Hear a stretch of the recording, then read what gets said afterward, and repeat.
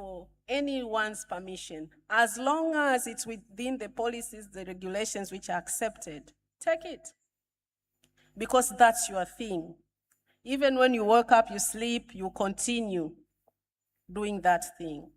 And sometimes people might say, but you know, I'm coming from a very maybe humble background, I cannot afford this.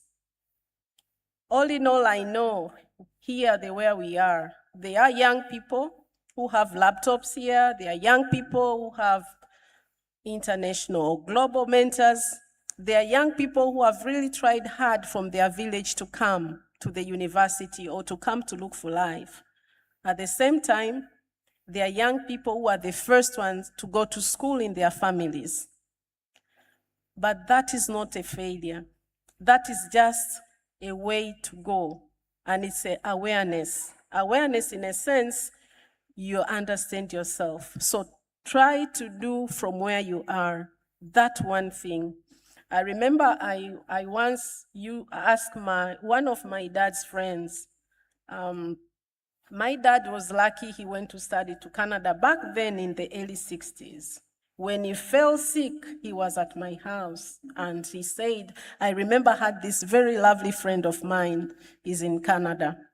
So I tried to look on LinkedIn, I found that old man, and then I asked, you have exactly the same name with the name of my dad's friend? And then he said, oh, Martin, I've not seen him since back then. How is he doing? I told him he's sick now. He's suffering from, he's in terminal ill.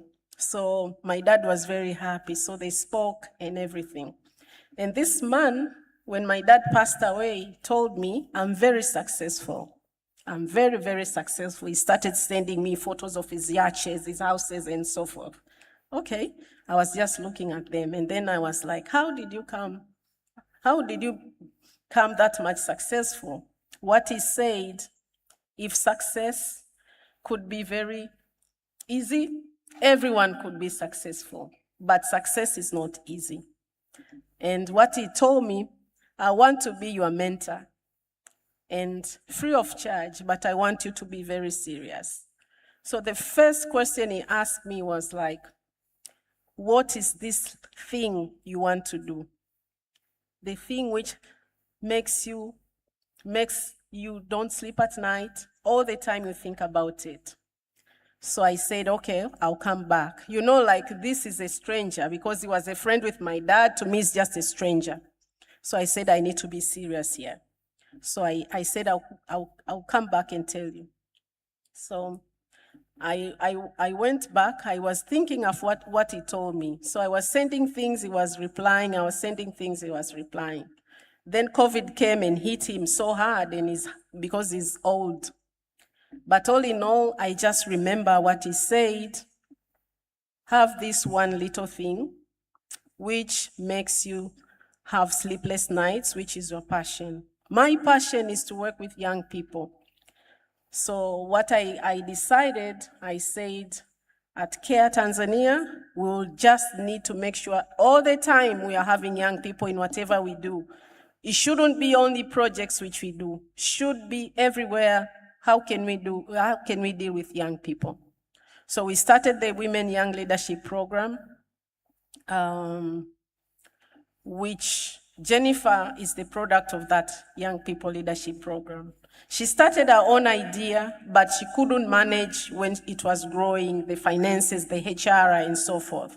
So we supported her, and right now she's doing very well. When I also came here, someone called me. She was in our project, and she told me like she's getting an award today, and she asked me to kind of take that on her behalf.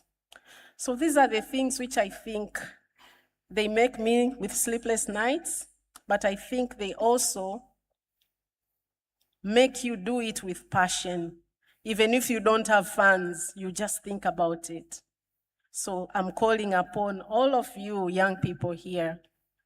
Yes, you might be employed, but have the focus on this one little thing which you want to do. What do you want to do? That is very important.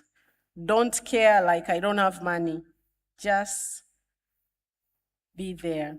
I know, like, most of you here might be very worried. We might be with a lot of anxiety, whether we are seeing maybe the leaders which are leading our countries or our companies, they are not listening to us. They are not seeing what young people are contributing. But that anxiety is very good. That anxiety is not weakness. It's all awareness. Awareness is the beginning of the action. And the beginning of action, I think, has already started here. Coming here to listen, it's also the beginning of the action.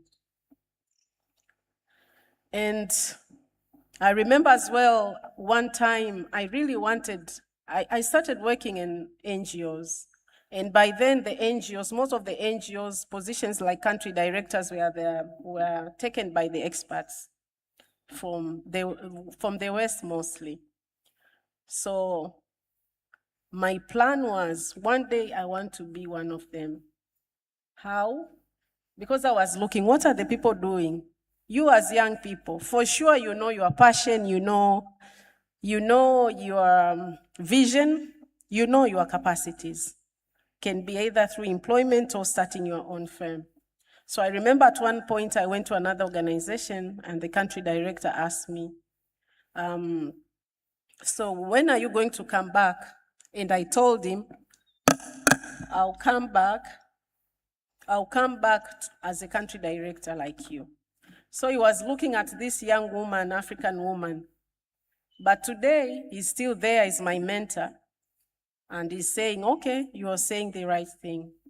So please, while I'm winding up, have that one thing. Has that one thing. And my one thing as well, in my retirement, because it's not so long until I retire, my one thing is young people.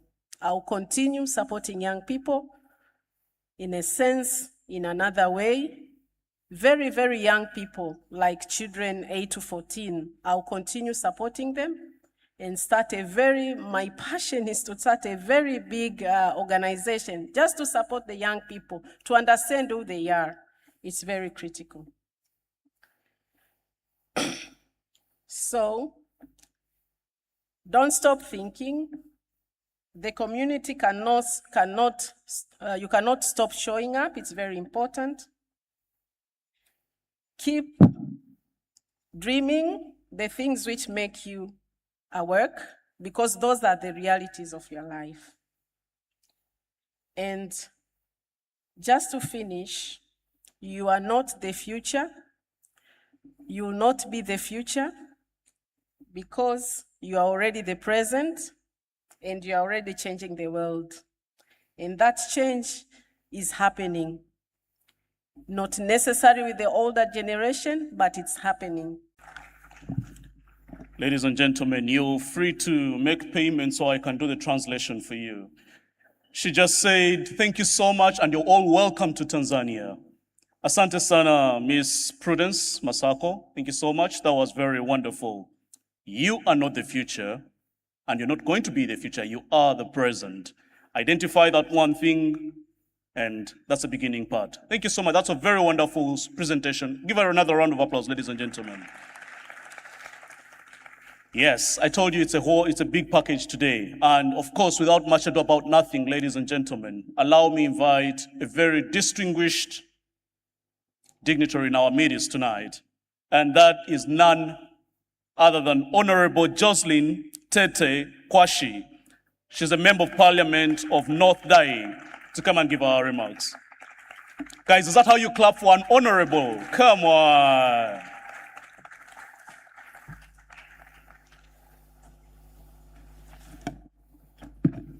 All right, thank you very much.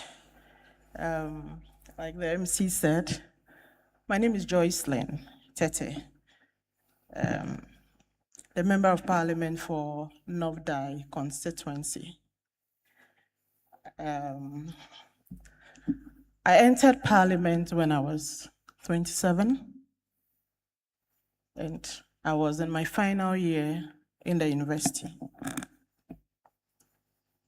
This particular program that we are having today and the topic that has been selected, I think or believe it's in the right direction. I remember in 2014, I was in class with some brilliant youth and older people. I was doing my LLB in UCC by then. When I decided to contest, every other person was like, "Are you not too young? How old are you?" So from that day, I believe that it is not everybody that will believe in our dreams as youth, as young people.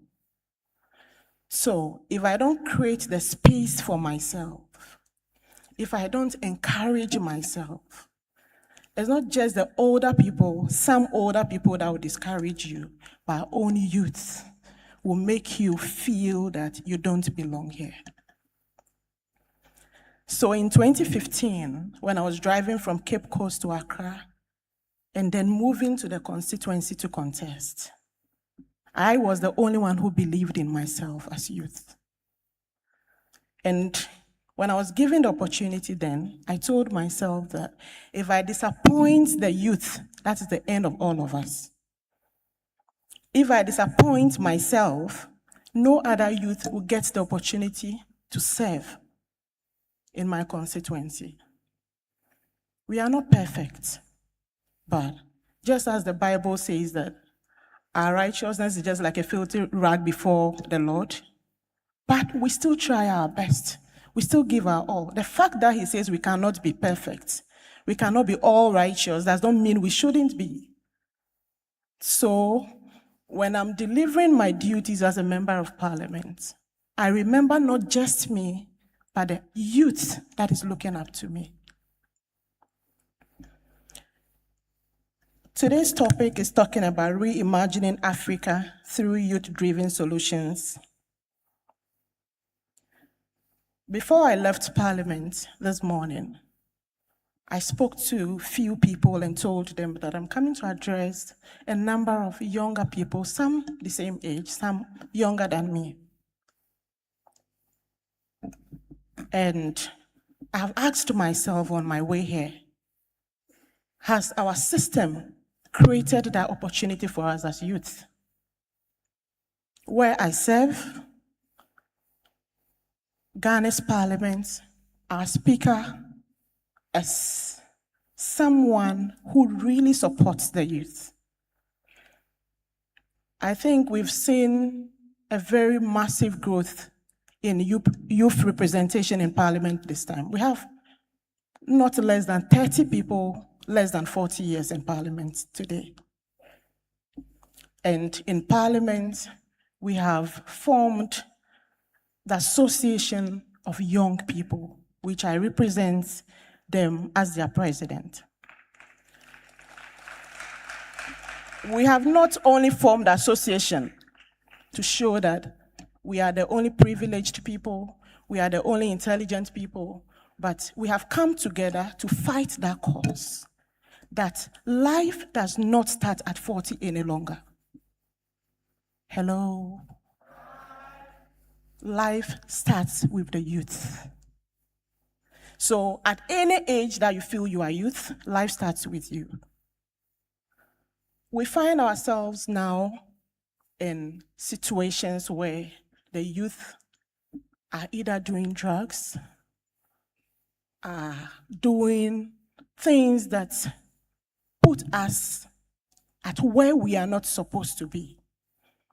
So as young parliamentarians, we have even decided that we go to ghettos, we speak to our fellow youth who have decided or who have seen life from a different perspective or seen that this is the end of us.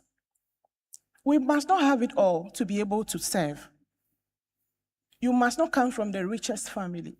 I always tell my people or everybody that I meet that my father was a pupil teacher from a village. He taught me when I was in class 3. And when I went back with my poster to tell him that I'm coming to contest, it was like, he himself didn't believe that it was something I could do. And as we sit here, I still get stigmatized because I am youth, because I am young. And this is not only done by older people, but our own selves. This is the time to embrace ourselves and tell ourselves that that era is gone. In Parliament now, efforts are being made to create committees for youth. Speaker of Parliament is putting in deliberate efforts to make sure that people come in to educate the youth. We come out there to speak to the whole world that at this time, we must invest in the youth. And I always tell myself that when I turn 40, I'm almost 10 years in Parliament. When I turn 40, I will no longer become I will no longer represent the Young Parliamentarians Forum as their president. A younger person will. Today, I want to stand here and encourage all of you that if I have been able to do it, you can equally do it.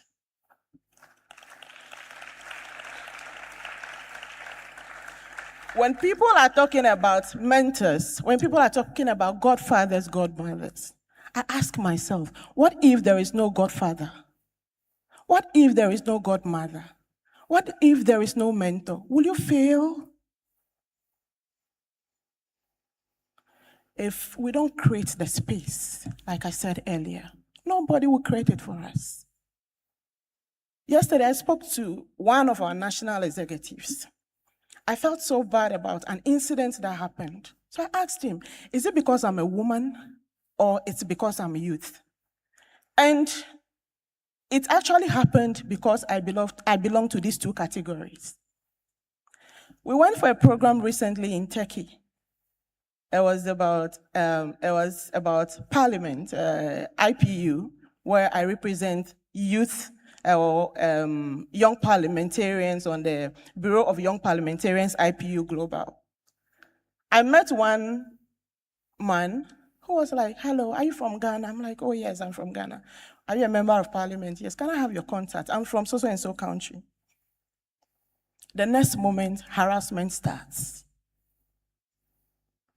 And I told myself, if I wasn't youth, if I was older, I don't think that man could have walked to me and start that kind of harassment. So the consequences of being youth cannot be swept away. The consequences will be there. You will be attacked, you will be tagged for things you have not even done. Things you can't even imagine yourself doing. Because you are youth, you will definitely be tagged. But I always tell myself that as far as I am determined, as far as I have told myself that with me, life is not going to start at 40. Life is going to start when I'm youth.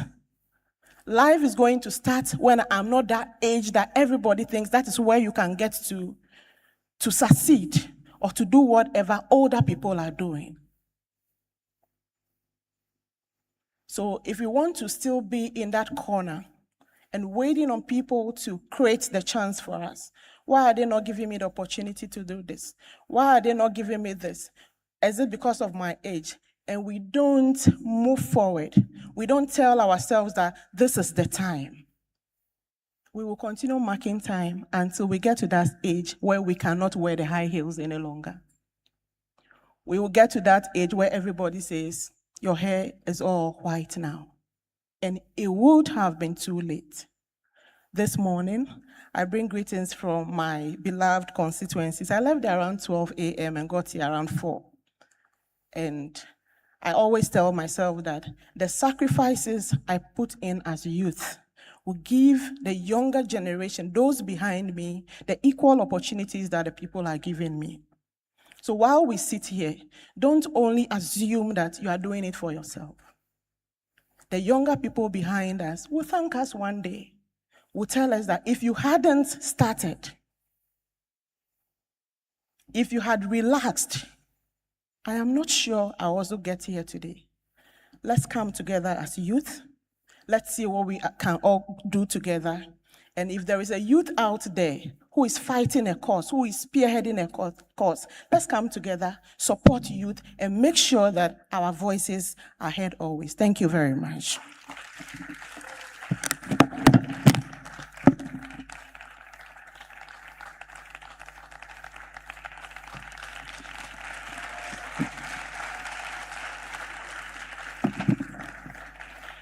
I almost asked you, why are you not clapping now? Is it because you're jealous?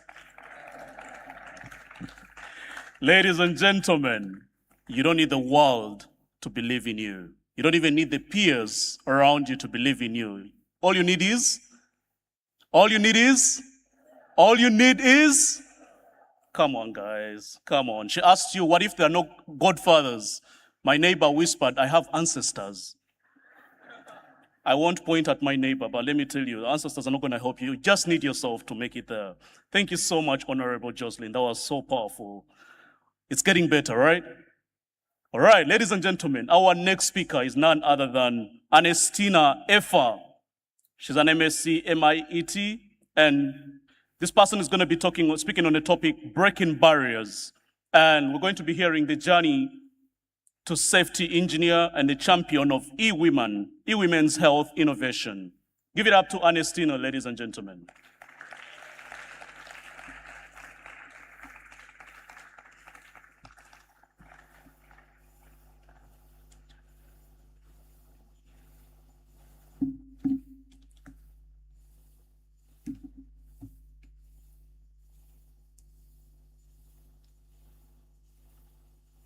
Good morning, everyone. My name is Ernestina Effa Boatema. All protocols observed.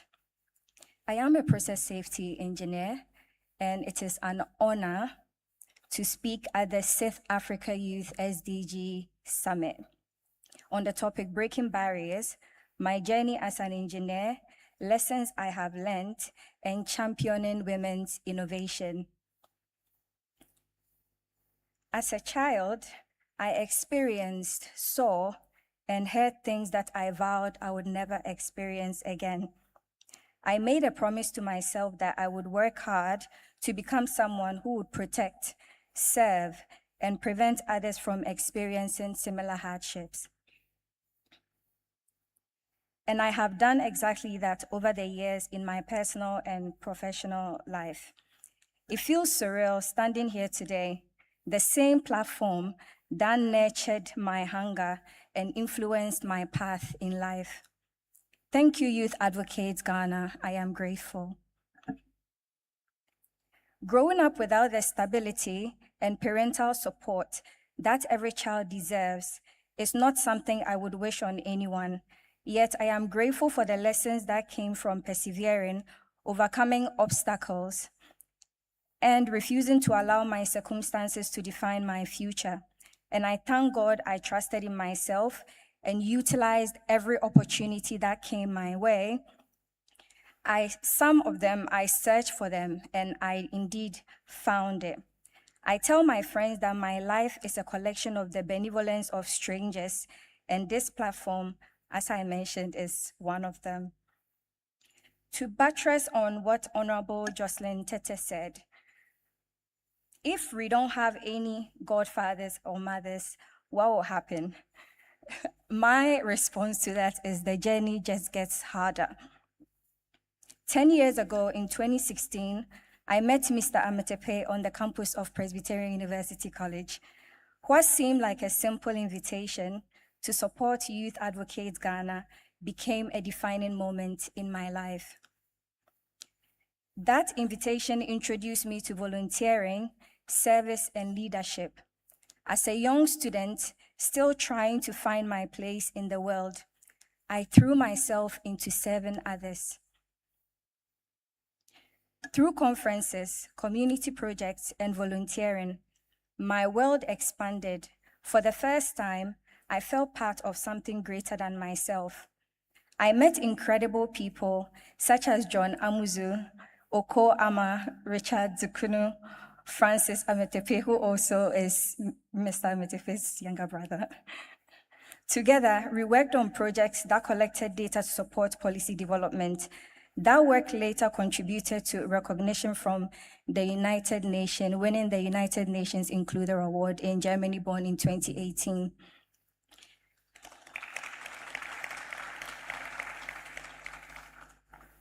Those same individuals helped me review my CV, which led to an opportunity at the Petroleum Commission. That opportunity opened another door, a full scholarship to pursue a master's program in engineering at the University of Sheffield, UK.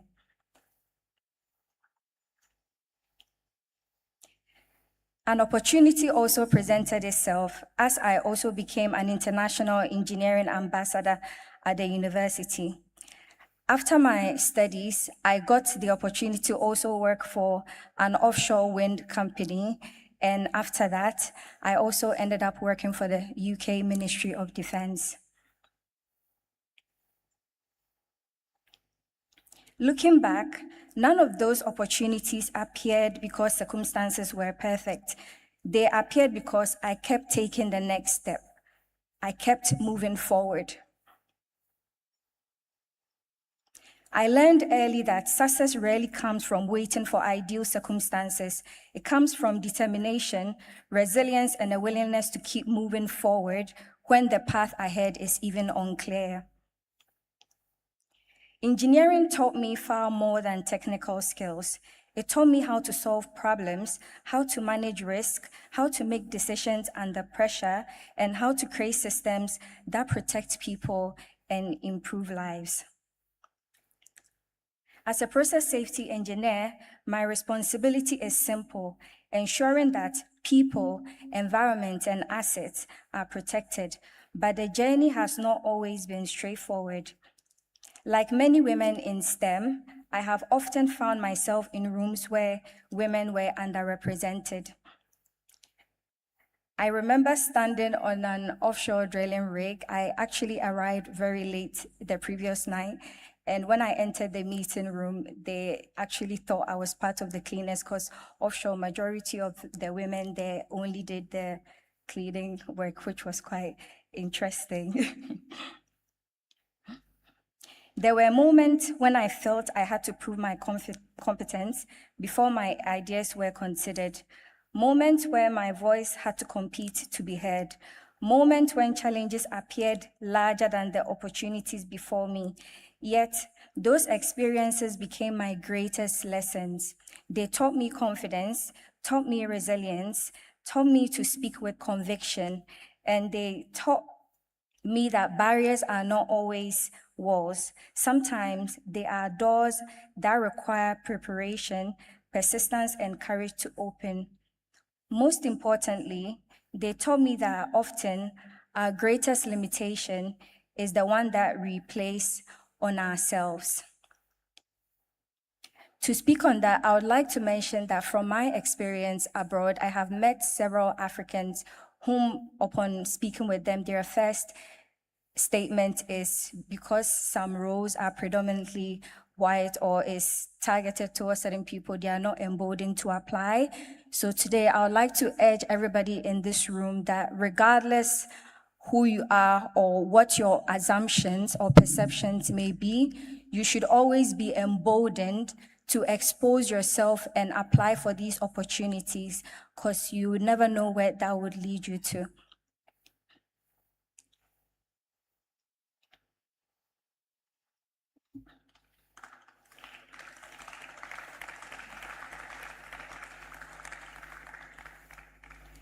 Across Africa, women are creating solutions in healthcare, technology, agriculture, education, and business, yet many innovative ideas never reach their full potential because of limited access to funding, mentorship, network, and opportunities. If we are serious about achieving the Sustainable Development Goals, we must ensure that women are not merely participants in innovation. We must be leaders, decision makers, investors, founders, and change makers. This belief is one of the reasons why I am proud to work with Sdgs, which is a Swiss medical tech company, and we are currently working on an innovation to replace one of the medical devices which has been in use for the past 137 years, and I'm really proud to be a part of that.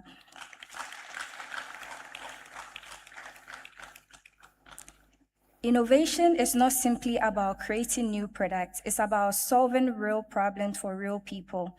As young leaders, we must ask ourselves, what problem am I solving? Whose life am I improving? What impact will my work have on future generations? The future of Africa will not be built by waiting for change. It will be built by creating it now. To every young person here today, do not allow any barriers define your ambition. Let them rather strengthen your determination. Your background does not determine your future. Your challenges do not determine your potential. The world needs your ideas, your leadership, your innovation, and your courage. As we work towards achieving the Sustainable Development Goals, let us commit to building a future where every young person has the opportunity to contribute, innovate, and lead. Together we can break barriers, together we can create solutions, and together we can shape a more inclusive, innovative, and sustainable future. Be the change you want to see. Many of us set goals around what we want to have, what we want to earn, where we want to work, and the titles we want to hold. Those goals are important, but I encourage you to also set goals around who you want to become, your personal development goals. Because at the end of the journey, what matters most is not what you get, it's what you become. Become more skillful, become more reliable, become a good example, become a good friend, become a good colleague, become a good partner, become a contributor to your community and society. Develop the character, discipline, resilience, and skills that make you valuable wherever you go. Life can change very quickly. There was a point in my own journey where I experienced homelessness. If someone had told me that one day I'll be standing on this stage, speaking before future leaders, on the same platform that hosted several distinguished leaders, I believe I was capable, but for the past 10 years, I have worked tirelessly to achieve goals set for myself. I just don't know it would have been this sooner. The transformation did not happen because I focused only on what I wanted to achieve. It happened because I also focused on who I was becoming along the way. Every challenge taught me something. Every setback built resilience. Every opportunity developed a new skill in me. And over time, those small improvements compounded into the person standing before you today. So as you leave here, don't just ask yourself what you want for yourself. Ask yourself, who am I becoming? Because the person you become will ultimately determine what you achieve. Finally, I would like to share some thoughts and lessons that I live by. The first one is, as youth and as future leaders, we should learn to be slow to speak on experiences we've never had. This makes you attentive and it deepens your understanding of the human condition. 2, expose yourself to ideologies that are different from yours. 3, you will make mistakes on your journey. Forgive yourself quickly, learn your lesson, and move on to better decisions with your newfound insight. Do not make assumptions, always ask questions. Uncommunicated expectations always lead to resentment. Fact check every information presented to you. And the last one, chase criticism and constructive feedback, which would eventually encourage self-reflection. Trust yourself, take the first step, and all others will fall in place. Thank you.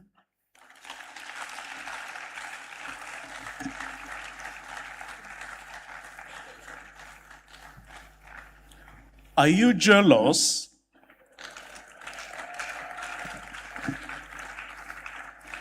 Someone is jealous because she looks good. Come on. You can give a better round of applause, ladies and gentlemen. You know, I listened to Ernestina share her journey, and for a moment I was tempted to look back at my CV. I got worried. It was embarrassing, guys. Man, what a journey. Big ups to all those people that have been part of your journey, and big ups to Mr. Ametepe. I think if we are to talk about people that Mr. Ametepe has touched, this guy deserves to just be carried up on our heads and, put out there. But well, that's what it means to be a youth leader and a change maker. One thing I loved about her journey is when she tells about the last 10 years, you might think it's just been quick and easy. But just one word of encouragement, no matter the times that you're going through, the breakthrough is just around the corner. Isn't that encouraging? Isn't that encouraging, ladies and gentlemen? Yep. All right, ladies and gentlemen, that is it for now. But without much ado about nothing, I'm going to invite our moderators for our next panel session. I'm telling you, it's getting better by the minute. Join me as I invite Maimuna Sani and Oluwase Simeon. They are moderators who are going to be taking us through a very powerful session on voices of change, youth leadership driving community transformation, and from service to systems change. How Youth Day of Service is reimagining Africa through action. Come on, guys. That is more like you're telling me, Kenneth, get off stage. I want you to give us Round of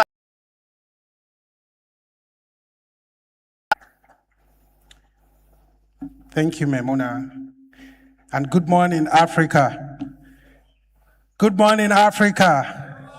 I mean, if they are not going to make a space for us at the table and we need to take a place at the table, we're not going to take it this way. Good morning, Africa. All right, thank you so very much. And can we put our hands together for the organizers of this summit?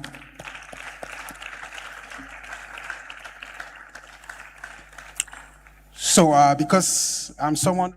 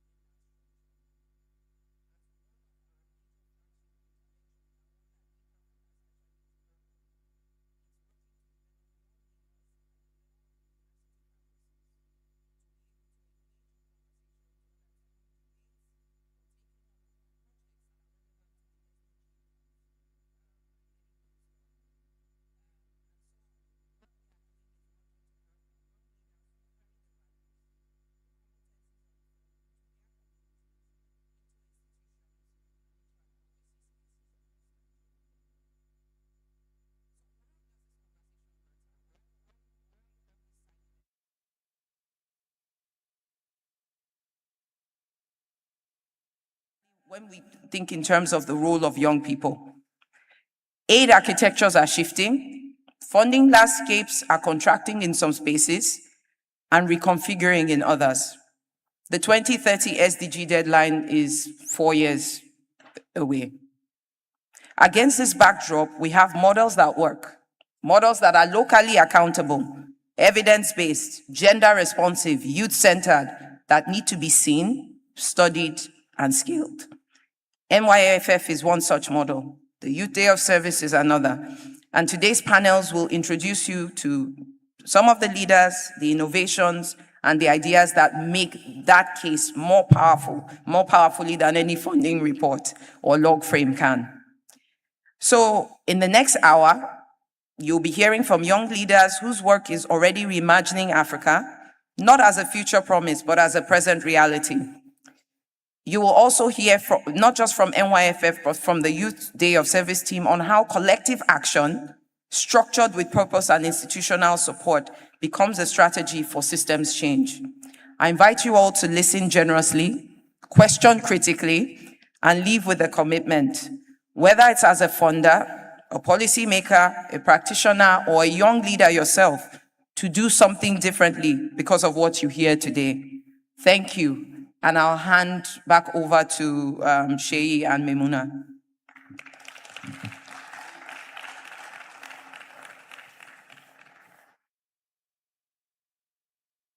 Thank you so much, Elizabeth. That was very profound. Young people are currently challenging the narrative that they are mere beneficiaries of development. They are the drivers of it, actually. So I'll go straight to introduce our panelists. For our first panel, it's titled Voices of Change, Youth Leadership Driving Community Transformation. And I'll go on to introduce our panelists. We have Jare Tiamiu, all the way from Nigeria, who is leveraging technology to drive accountability, transparency, and also hold government, accountable. We have Amina Abubakar, who is the founder of Safe Africa. Amina Abubakar works at the intersection of education, governance, and systems change. Anuforo Goodluck, all the way from Nigeria, Southeast Nigeria, is also improving health outcomes through advocacy and community-driven initiatives. A huge round of applause for them, please. Lastly, we have Fauzia Abubakar Kure, who leads the Women Initiative, which is advocating for gender inclusion for persons with disability, marginalized communities, as well as advancing gender equality within local communities in Niger State, Nigeria. Lastly, we'll still have our very own Dr. Onyeche Agbiti Douglas back on stage for this wonderful conversation.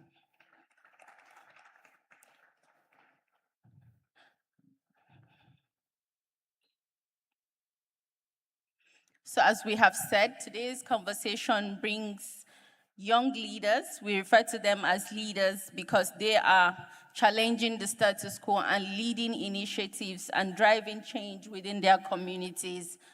So I'll begin with Elizabeth. Elizabeth, if you're ready, we'll still just take a few questions from you. You'll take a few questions before we continue with the panelists. Do we have extra mics, please?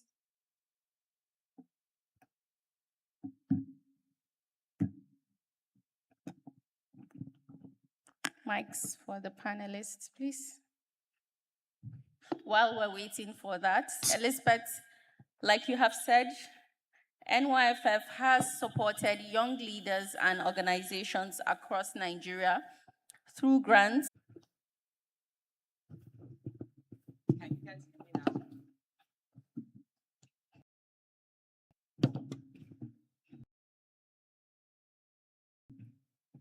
Can you guys hear me? Ah, okay, that's working. Okay, so Memuna, thank you so much for that question. And so for us in Nigeria, I'm sure everyone was paying attention. Back in October 2020, we had a key event happen not just for young people, but for us as Nigerians, where Nigerians across the board, but mainly young Nigerians, came around an issue that was of particular concern for them, around police brutality, and then from conversations around police brutality, it escalated and expanded to become a larger call for an end to bad governance. And it ended tragically in October 2020. For those who were watching, the development community, civil society, just Nigerians who generally cared, there were several observations made. And this would resonate not just for Nigeria, but across the continent. We have Africa come together and say, look, how do we address the problem? And so, how do we address the problem? And so NYFF was born out of a desire to strengthen the next generation of change makers, to be able to handle the battles, take on the task of reform, social change, having the knowledge, having the resources, the ability to connect, and galvanize, to be able to do so. And so that was why NYFF was born. That was the context. And like I said, I think it's something that would resonate. Not just with, the young Nigerians, but with every young Nigerian and every well-meaning African in the room. Thank you, Elizabeth. So just a follow-up question. When you look across the NYFF portfolio, what is one thing, what are the things that you see that gives you the hope that youth-led solutions are the solutions for a better Nigeria and Africa, largely? Okay. Again, really powerful question. And for me, it's one of the things that earlier on when I was making my remarks, I talked about the fact that we're seeing a tried and tested model. Because there are 4 of them across the table here, but the NYFF community is in thousands, right? You're seeing young people who, 1, not only care, but 2, are also capable and knowledgeable in their own right. They know their communities. They know the pain points. And what really gives me hope is not just the fact that they are the ones that are leading, but where we see that those in, the elders, as I'll call them, whether it's in government institutions, traditional institutions, meet with those young people, and are ready to collaborate with them. You see this beautiful, you see magic happens, where that handshake between the 2 generations, this time with young people leading, right? Bringing their expertise, bringing their knowledge, and the strength and the knowledge and the gravitas that comes with the experience of the elders, coming together. And so that gives me hope. It gives me hope because 1, it's that point of young people really are ready. What they just need is support, and in some instances, for some of us to get out of the way. Thank you very much, Elizabeth. I think one of the most powerful ways to understand the value of youth leadership. I am from Nigeria, and I lead an organization called Insight Initiative. And I'm from Osun State. As we all know, some of us here will have heard of Davido, who is from my state. I grew up in that state. We call it Osun State. And when I was growing up, when I was a secondary school student, between the year 2000 and year 2010, that period, we grew up to a vibrant local government system. Some of us might not know that in Nigeria, we have 3 tiers of government. We have the federal, the state, and the local government. We have 774 local governments, and these are the closest government to the people. The chairman of our local government is somebody that we know, we sleep together. And these are the people, the government that are supposed to do some things. We have the constitutional role for these local governments. I have some slides here. I don't know if the media can put them up. We have some constitutional role for these local governments. And as the time goes on, this government was becoming an appendage of another government, and that is the state government. The state governors, as we have, become, the alpha and omega of what happens in the local governments. And that is actually affecting the grassroots development, because the Constitution of Nigeria has jobs, rules well cut out for local government in the country. So like we have the Trunk C road that we call the local roads. We have provision of electricity, water supply, and some other things that are rules of the local government. But these rules are not being taken care of because these governments have been distanced from the people. Young persons do not even know what is happening. So that is how we now realize that we cannot continue this way. We brought about what we call the Osun Open Local Government. We want to expand it, but we have 30 local governments out of 774 that are in Osun State. So 774 local governments in Nigeria, 30 in Osun State. How can we open up this government to the people? How can we ensure that young people have access to information? These governments that we are talking about, they get allocation in hundreds of millions of naira from the federal allocation, the money of you and I mean the young people and the elderly ones, the taxes of Nigerians. But this money, when it's gas air, what does it do? So we do not see the impact. Then now, when we open the local government up and we bring in young persons, ask questions. We have a lot of graphics. We bring the information to the hands of young people. And as said, out of the 14 tech tools that NYFF has supported, HA is one of them. We have what we call the Amoye. Amoye is called, in English, it means philosopher. And what do we do with that is that young persons in their comfort zones will have access to information. I am from a local government called Repodun, and that local government, we know ourselves. Just imagine that in 2025, we have about 5 billion naira as allocation into our local government. But the road to the council is even bad, let alone the public health care, the schools, and all others. So we are creating solutions. And I can tell you that in over 12 years, the last time we had budget by local government in Osun State was in 2009. But I can tell you that with our intervention, our work with this elected authority, 2026 was started with budget across all 30 local governments, and we are monitoring the implementation. So that is one of them. Another thing is that we realized persons that are in, democracy has allowed us to put people with lesser knowledge to rule us. Whether we like it or not, if you know how democracy works, whether you are knowledgeable or not, if you are elected, you are elected. So how can we just bridge this gap? They don't have required knowledge for 21st century governance. How can we do that as young people? We have to bring them to the table and enlighten them, educate them, train them. And I can tell you that for the first time in the history of Nigeria, youth brought local government officials, elected officials together and trained them on public governance, on procurement, civic engagement, and all that. And that is the first time that is happening in Nigeria. And we hope that we'll talk more on this. Thank you so much. That is very profound. Thank you very much. Another round of applause, and we pass the mic on to Amina Abubakar. Amina, can you share one story that demonstrates the real-life impact of your work in 3 minutes?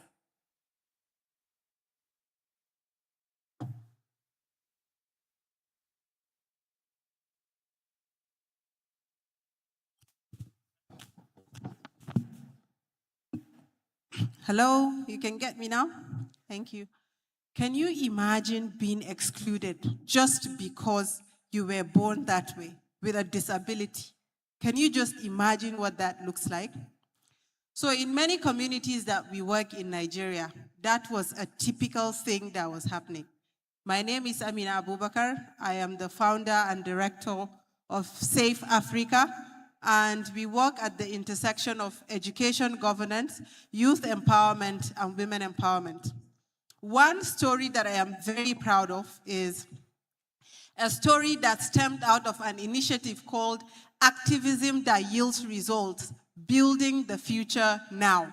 If you can pick up your phones, put that hashtag on Instagram or LinkedIn, activism that yields results, you will see us all over the place because of how strong that movement was, thanks to the Nigeria Youth Futures Fund. So what happened was, I observed myself. We young people are very passionate. A lot of us are extremely intelligent, but we lack something. We lack the knowledge of how our governance systems work. That's the first thing. So we don't know how to engage with policymakers. Another thing is, when we mobilize, what exactly do we do? Just like Senator Ajeman Rawlings yesterday put out. It's not about the noise, right? She said you should know when to protest, you should know when to engage in dialogue, and you should know when to keep quiet. You should know how to do all of those things. That was why activism that yields results was born. We brought together 80 young people. Some of them were people with disabilities, about 6 of them. We train them on governance. They need to know the tiers of government. They need to know what advocacy is, because a lot of us think advocacy is just coming to shout, we don't want you as governor, we don't want you as this. That's not what advocacy is. It moves way beyond that. And they also need to know how to quantify what they're doing. What I'm doing, does it have meaning? Then how do I further communicate what I am doing so that other people are inspired? So we had one young person called Fabian. He's a person with disabilities. I don't like to say ability. I say with some other forms of abilities. He was hearing impaired. And what Fabian did, I was really inspired. During the session, he said, there are many issues that affect people with disabilities that are not taken into account, and I really want to step this down. So, but our organization did not have the tools. However, we had the network. So we connected Fabian to the Members' House of Representatives, House Committee on Youth Development. And from there, they had a similar initiative, and the conversation now moved to the minister's office. And trust me, I am very proud to say that today, Fabian was able to engage more than 30-something people with disabilities on what their rights are and what governance should look like. Like I said, I am not just making noise.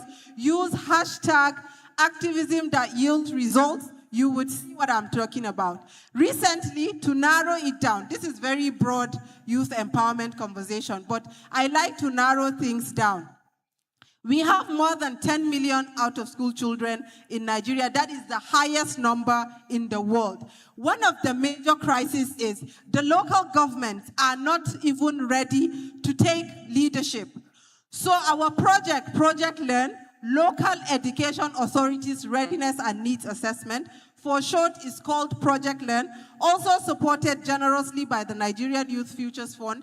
What we did was, we made sure young people were at the center of that conversation. There were research assistants, there were enumerators, there were young advocates. We trained them on monitoring and evaluation and advocacy, and now they have taken that conversation to 21 local governments in Adamawa State.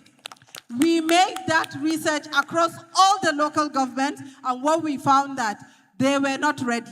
Local education authorities were not ready to leverage local government autonomy to strengthen public schools. And as I speak, it has moved beyond awareness to a conversation of interest. We even went all the way to producing a policy brief, and we look to continue that conversation. So a lot of stories about young people transforming real systems from the support we got from NYFF. Thank you for listening. Thank you very much, Amina. The stories are so many, and this is a testament that proves young people, youth-led solutions are the future and the key to the problems and challenges we face in Africa. So I'll move on to Good Luck. Good Luck, can you share one important lesson that you have learned as a young person in the course of implementing your project in your community? Okay, thank you. My name is Anufro Good Luck Ezioku. I'm from Imo State, Nigeria. and I'm the founder of Asia Initiative for Community Development. We started the Imo State Leadership Development Fellowship through the support of Nigerian Youth Futures Fund. If you're familiar with Nigeria, Southeast is a place whereby we are always talking about some type of, we are marginalized and all that, Biafra and all that. In our place, it's not like we are reduced in information about government, but a lot of our youth are pulling out in civic participation, in holding our leaders' local areas. One thing I learned particularly about that project that we were doing is that we took very much effort to make sure that this young person picked by one person per local government are partners in the project. We did not see them as beneficiaries. We saw them as, you are going to help us do this thing and make it right. So when they saw it that way, they to go back to their place. We've particularly focused on education, public primary schools and secondary schools, and primary healthcare centers. These young Nigerians went to their local governments, visited community by community, identified, because we trained them on local governments, visited community by community, identified, because we trained them on ethical leadership, we trained them on advocacy, and we built their leadership capacity so that they can be able to channel their advocacy very well.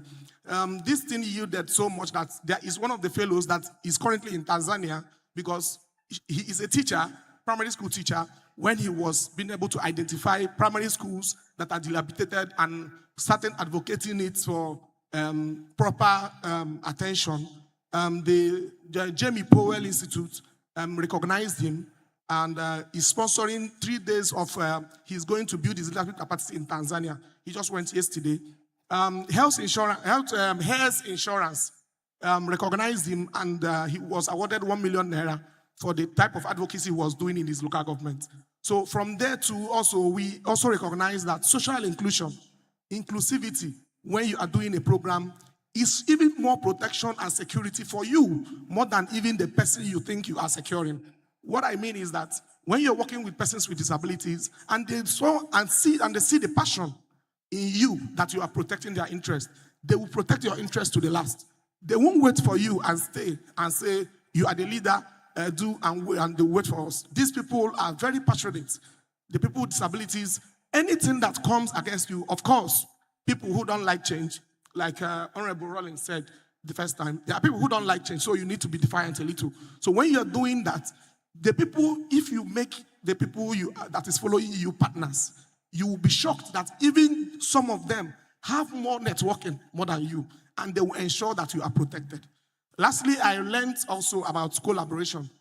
Whether we like it or not, there are also government institutions, communities, when we do health advocacy, there are in every region, in every place in Africa, there are ways you need to approach every community differently for them to understand the health access and the health awareness.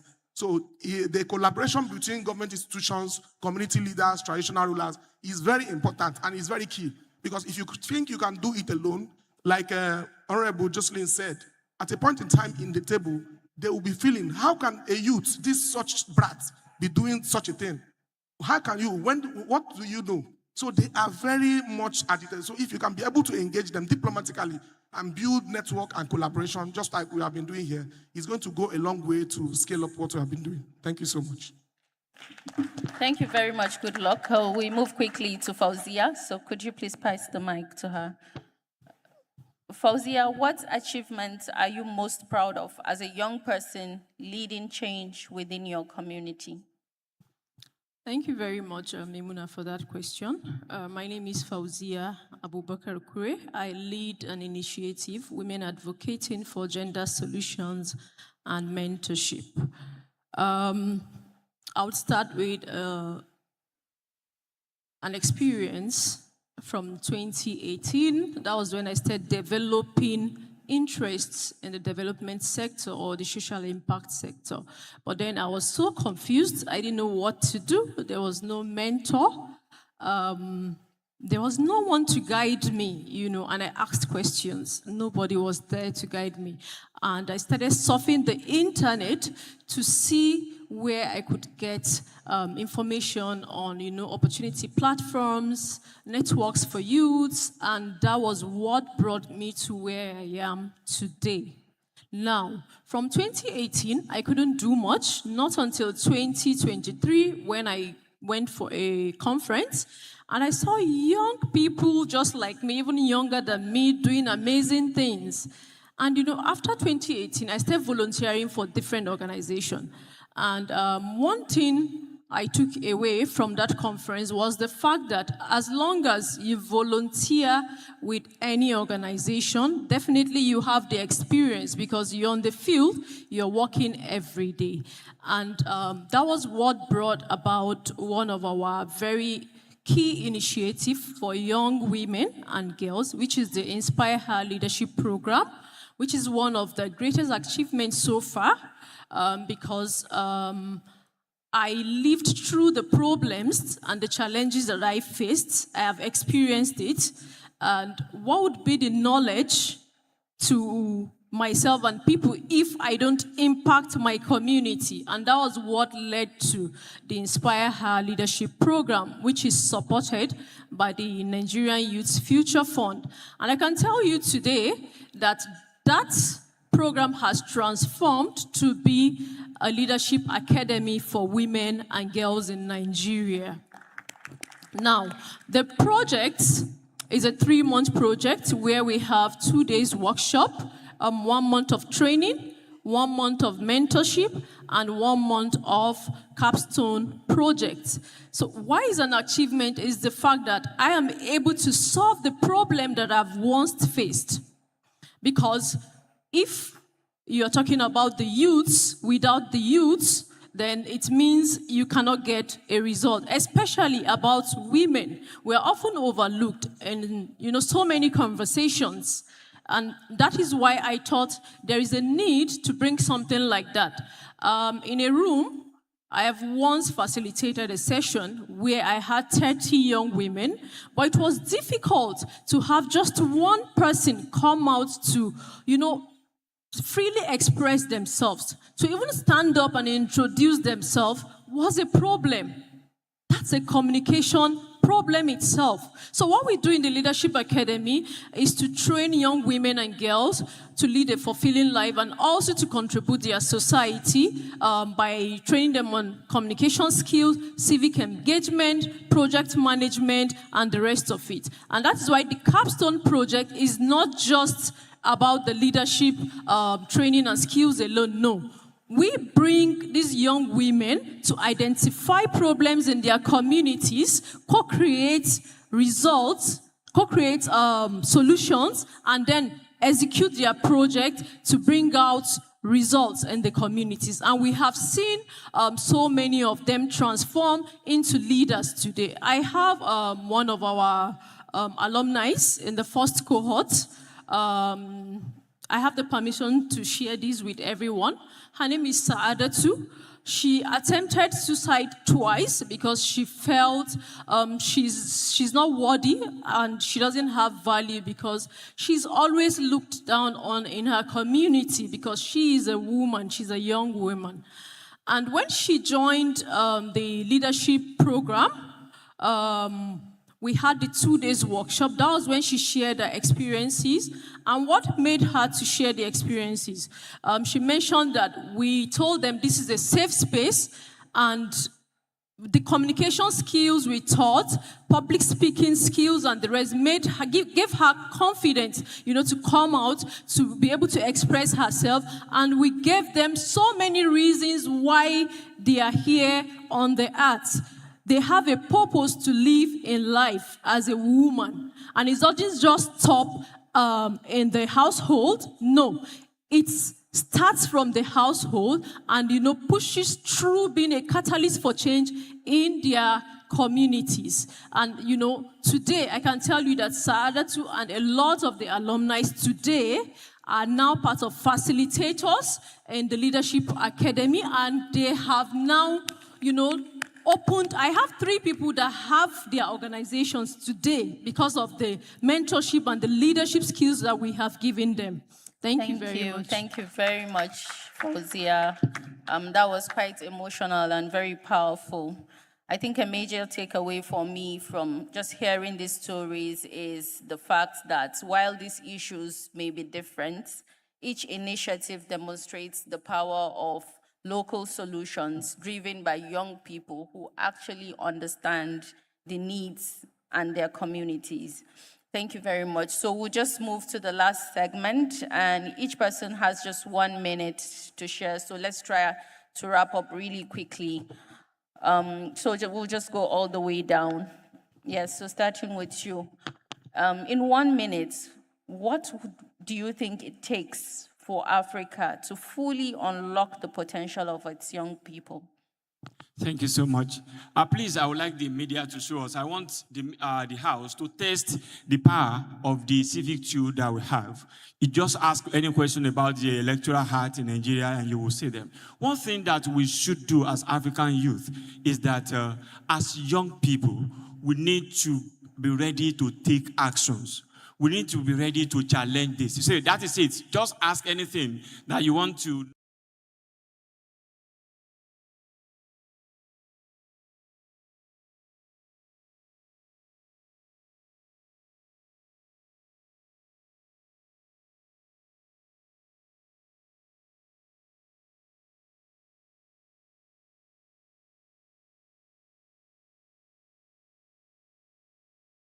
In our society. Thank you so much.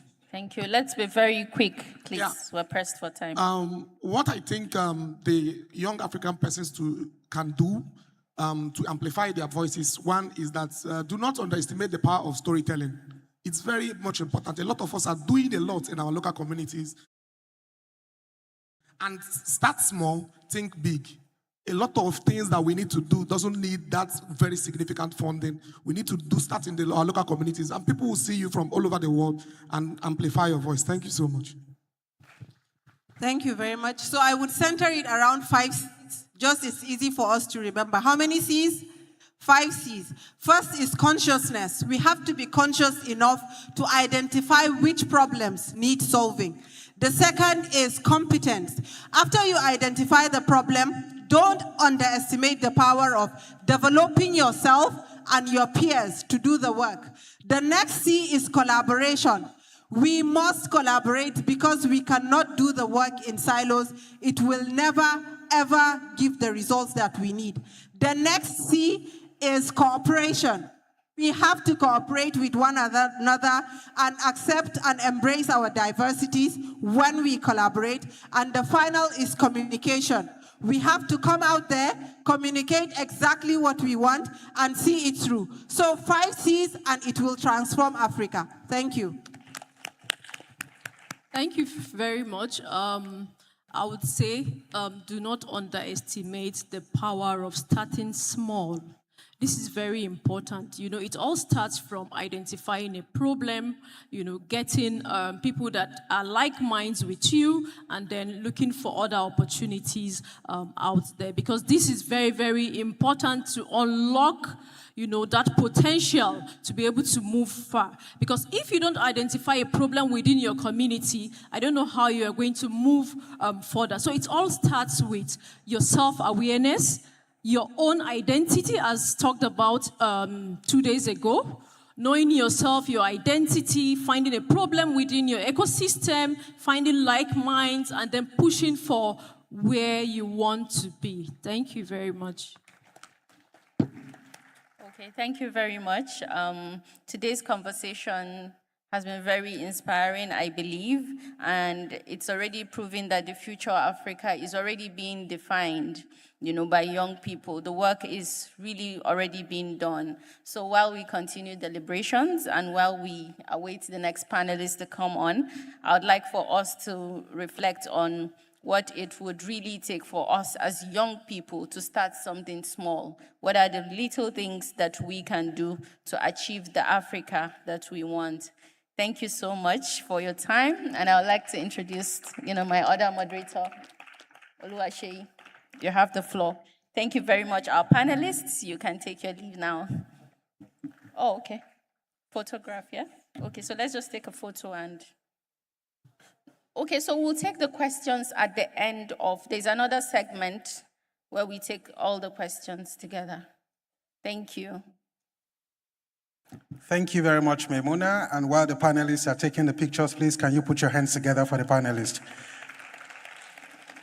I understand we have a number of questions that we want to ask the panelists, but because of time, we will take all of those questions together immediately after the second panel. All right.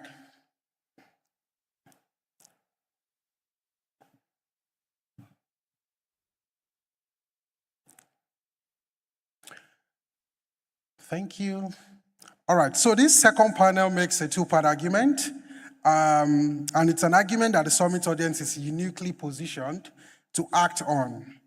The very first is structured youth service, and it is to say that when resourced and coordinated at scale, it is not a supplement to development strategy, it is development strategy.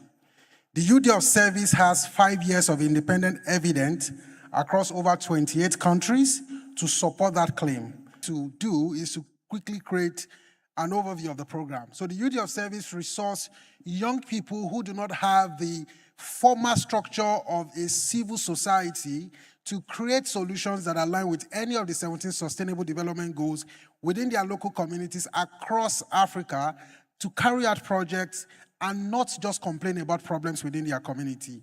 And we have one of such individuals who has used the platform of the UD of service to implement a change project within our community. She's a registered nurse, founder of Miracle Steps International Foundation, and a Youth Day of Service project lead, whose community-based Breach Birth Awareness Initiative addresses SDG 3 directly. Cynthia is the panel's ground truth. She presents the communities, the summit, and assets economic frameworks are ultimately designed to serve. Please make welcome Cynthia Ziva Compson.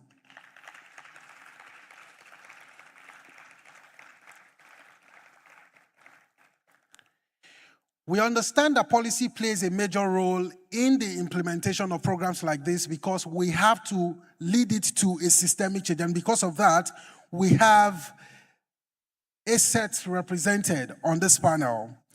And representing ASET on this panel is Deborah Delassie. ASET is Africa's leading think tank on economic transformation, and they work at the intersection of policy, trade, growth, and sustainable development.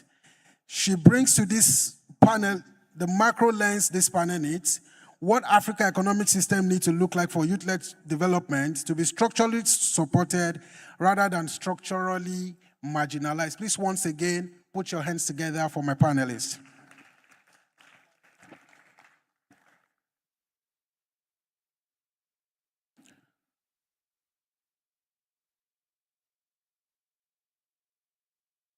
Okay.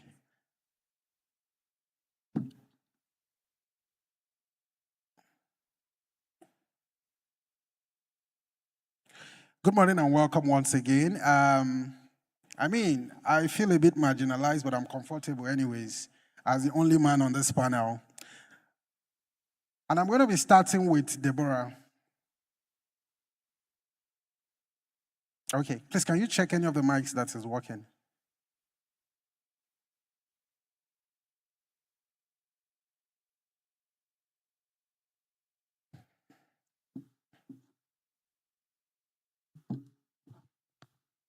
Okay, thank you. So Deborah, considering your work and the organization that you work with, before we even start diving deep into the UD of service, I would like to know what economic and policy conditions make youth-led development structurally viable and not dependent on donor cycles. Hello, everyone. Good morning to you all. Thank you for having me here, Simon. It's been a great partnership between the African Center for Economic Transformation and yourself, Leap Africa. So in terms of looking at the structural gap that exists, youth, a lot of times, many African economies do not see youth as an economic asset. And the reason is because they see as one that maybe we're just a chunk of, population that we are just not able to fill in the unemployment gap. And as a result of that, they do not find a need to invest a lot in young people. So we are not usually seen as an economic asset. And I think it's one of the things that I in the position as a young person and also in the policy-making space happening each year. Now, 7 major research program areas. One of the main findings that is coming out is that we are able to use technical and vocational education, TVET, to be able to bridge this unemployment gap that we are seeing across. Now, how do we go about doing that? In our recent multi-country research that we held on building TVET systems for economic transformation in Africa, we realized that there was so much, chronic underfunding of TVET across the 6 countries, and these 6 countries include Ethiopia, Uganda, Rwanda, Niger, Ghana, Cote d'Ivoire, and Niger. We realized that there was a similar pattern across. And one of the major areas that also came out was that a lot of the funding, across was almost less than 10% for the 6 countries. What that means is that the share of education budget that is allocated for TVET was way lesser than the actual recommended 10 to 20%, which is definitely not great if we are trying to, get a lot of young people move and, participate in jobs, the labor market, and all of that. That also means that the skills that we are producing is definitely not meeting market needs, not meeting the labor market needs at the end of the day. Now, in terms of, the policy side of things, and in terms of government funding a lot of youth projects, we realize that a lot of times government likes to allocate funds to short-term, cycle projects, which is not great, because then at the end of the day, you're just funding a certain cohort that would, outlast between, let's say, 2 to 3 years, and then by the 5th year, they're already out of the system, and we are not able to continue to, increase that scale of investment in that direction, to making sure that a lot of, projects that are coming up are equipping the youth in the right way. So with that being said, I think it's important that young people are always placed at the center of, some of these investments. We shouldn't just be seen as, the numbers, as an economic problem, that how do we bridge this gap, but rather Years of evidence tells us about what works, what is fragile, and what the next phase of scale requires. And I'm tying this question to the fact that the UD of Service just completed an independent impact study for the program. Over to you, Amabel. The mic. All right, thank you so much, Oluwaseyi. Good morning, everyone. Thank you for being here, and thank you for participating in this conversation. So just like Oluwaseyi has said, from $100 to $500, sometimes more, depending on the scope of the ideas that young people have. But on average, that's how much a young person, a young individual project lead can get. And with that small amount of money, I feel there's a certain level of debunking of the development system that we have been able to do, because young people have been able to take micro grants and make long-lasting community impacts wherever they found themselves. There's been a lot of coherence, a lot of galvanizing of and igniting of them to do more, to want to do more. But this now brings me to where the fragility sits. And fragility sits in, just like she mentioned, what I would call the episodic nature of funding. Funding cycles are exact. Starts this time, end this time. But guess what? The problems that we face, the problems that young people face, and they face in their day-to-day, they're continuous. They're not based on a cycle.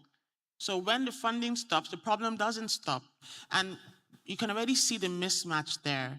Because of that, you find that many great ideas, for example, through the Youth Day of Service, there's been times where, because of this funding cycle that is not continuous, great ideas, once they get to the end of their project closeouts, that's the end of it. Now, the beautiful thing about Youth Day of Service is that we've seen a lot of projects that have still continued, a lot of ownership from the community, the agency that is ignited in the young person who says, you know what, I'm inspired, I want to continue, this is worth fighting for, this is worth pursuing. But they also continue to need the resources and the support to make sure that their work lives on. So the fragility for me is not whether Youth Day of Service survives, is what happens when communities with young people who have demonstrated proven youth-led solutions are not supported to scale and continue that work. That is something that keeps me up at night sometimes, because if I'll be transparent, even through the Youth Day of Services, or Youth Day of Service, pardon me, we've had some projects and ideas that we know internally, we say, you know what, the need of young requirements, and it's not commensurate to what actually they get when the time comes. People are not really putting the money where their mouth is, and that has to change. And maybe it will change by the defiance, the audacity to not waiting for godfathers and godmothers, but actually just doing it, taking that first step and letting the path unfold before you. Thank you. All right, thank you so very much. Please, can you put your hands together for the panel? All right, we have had the economic framing and the program evidence, and Cynthia, you are a nurse, you're a youth MP and a community advocate whose work sits squarely at the intersection of health, governance, and grassroots action. What does the conversation we are having in this room sound like from where you stand? And what is the gap between what the policy and program world says it is doing for communities like yours and what you actually experience? Thank you. I'm Cynthia Jifakumsen, as I said earlier on, and I'm a breech birth survivor. Okay. I'm a breech birth survivor because I gave birth outside the health facility. And as a nurse, I know how emergency preparedness are. I understand the risks. Because of system, emergency preparedness failed. So along the way, I have to give birth with the baby presenting with the feet in a moving car. So because of that, Youth Day of Service has funded so many projects across the continent, and it has also equipped 28 countries. There is this gap between policy and what is on the ground. Sorry.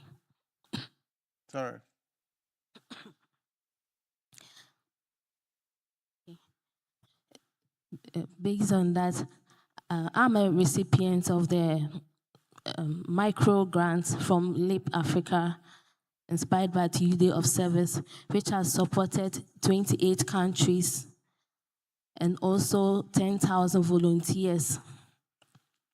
Aside that, because of my experience as a breech birth survivor, I have educated so many pregnant women about breech birth, about emergency preparedness, what to do to avoid maternal mortality in the communities. Yes, I go about educating pregnant women what to do and what not to do to avoid maternal mortalities. All right, thank you so very much, Cynthia.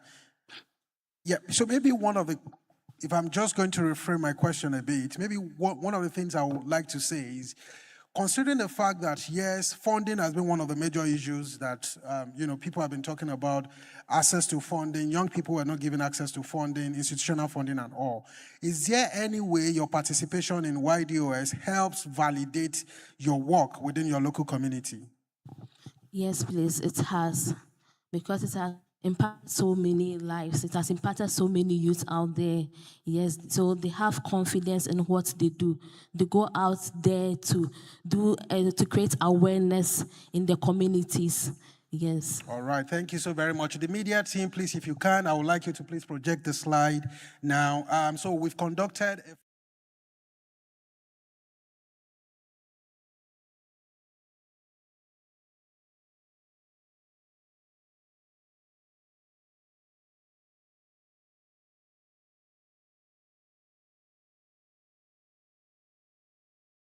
download that report so that you can also hear beyond what Cindy. Cindy is just a representation of the so many youths on the continent who have been able to leverage that platform to validate their community change initiative.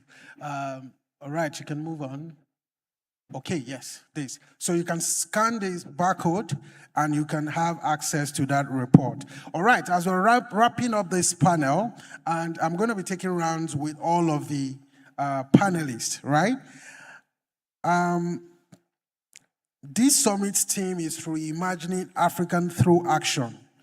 And between the three of you, Deborah represents economic policy. Amabel, you are at the intersection of program infrastructure and design. And then there is Cindy, who is within the community reality. What does that reimagination actually require?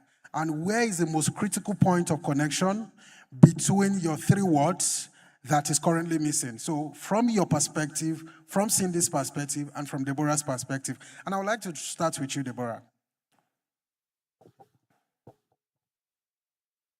All right, so in reimagining what this would look like is, for me, is that we should be able to create policies not for youth, right? But we should be able to create it with them.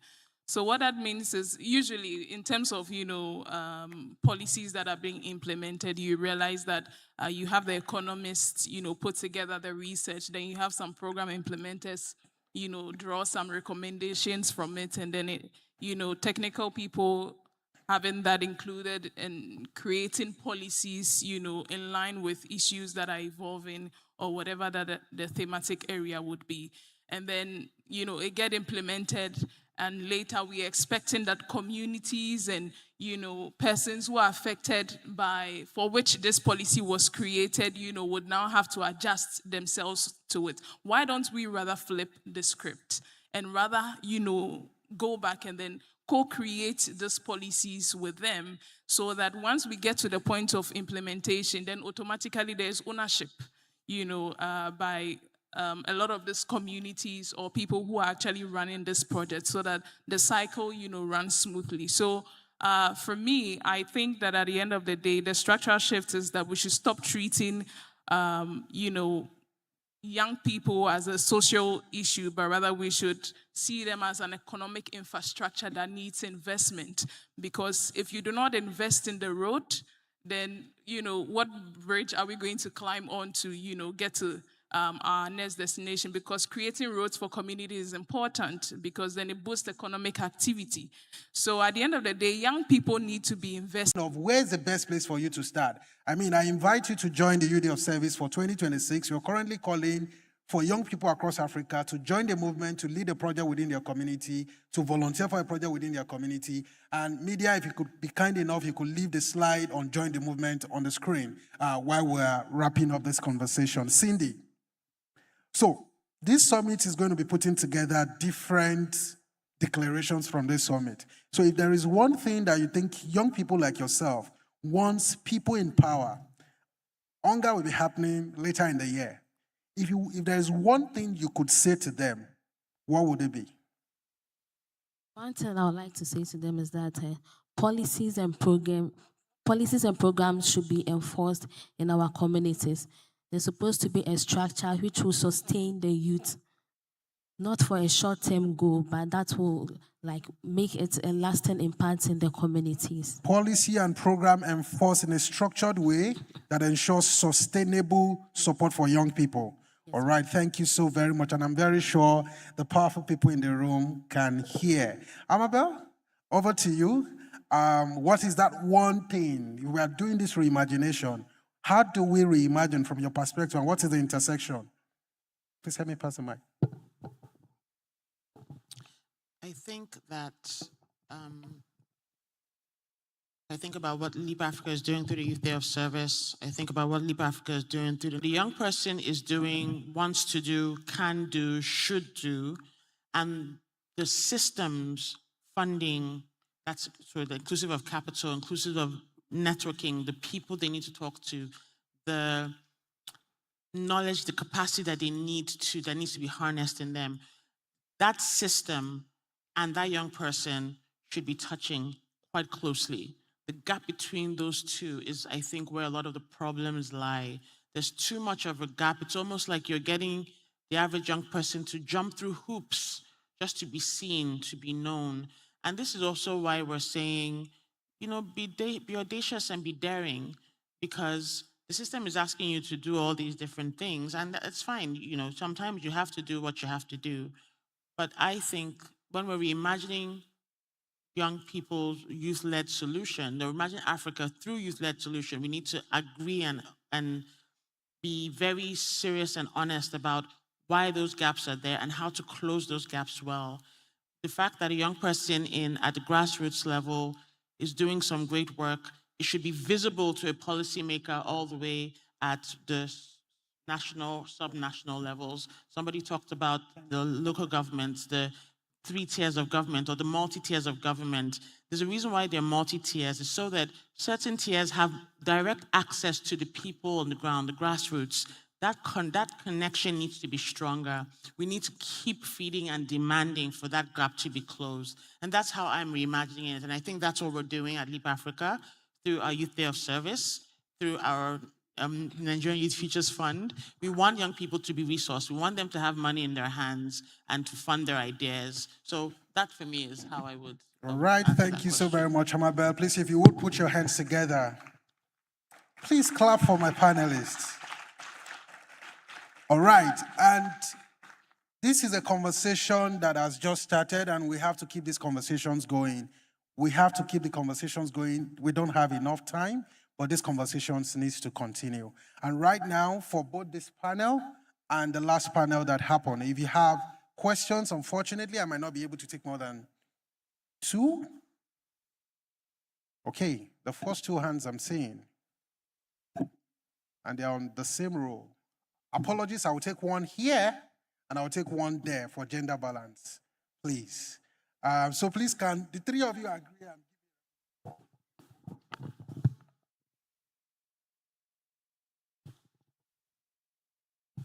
I think we can have 3 questions, if possible.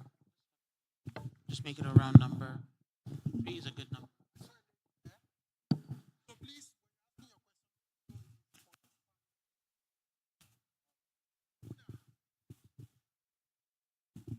All right, thank you so much. I'm Ike Nezenwa from Nigeria. So for this panel, I have 2 questions. You talked about that most of the times when the government in office leaves, the funding stops, but the problem is still there. So how do we manage, or at what point should we young people move our community projects, charity to social enterprise? You made mention of that because we actually need these things. If we talk about sustainability, we're talking about building ecosystem that can be self-sufficient. So at what point should we not just be about community impact, only impact, and move it to social enterprise? Then the second question I have for you as well on this panel is that you talked about believing in ourselves and all that. I once championed a project, and I reached out to UNICEF in Nigeria, and the lady told me that, no, they don't want to believe in what I'm doing. They gave some excuses. So at that point, I couldn't do that program. I lacked that fund. So at what point do we need to believe in ourselves, and at what point do we actually allow people, because these people will need their money, and how do you manage that rejection at that point? And finally for the lady here, I learned that you are the director of the fund.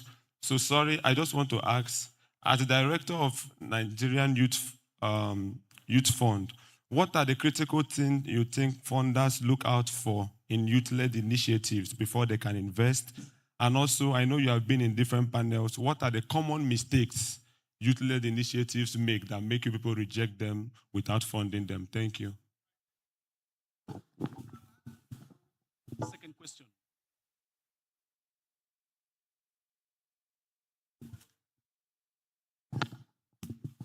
Thank you for that question, and it's one that I get a lot. So while I will not pretend to speak for every organization, what I will tell you is that generally for us at NYFF, and I know for quite a number of funds, what they look for is first we need to see a clear understanding of the problem, right?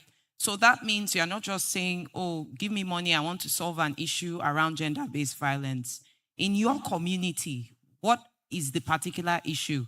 Have you checked to see who is doing what? And then what are the unique solutions you then want to offer? So that's one thing we clearly look out for.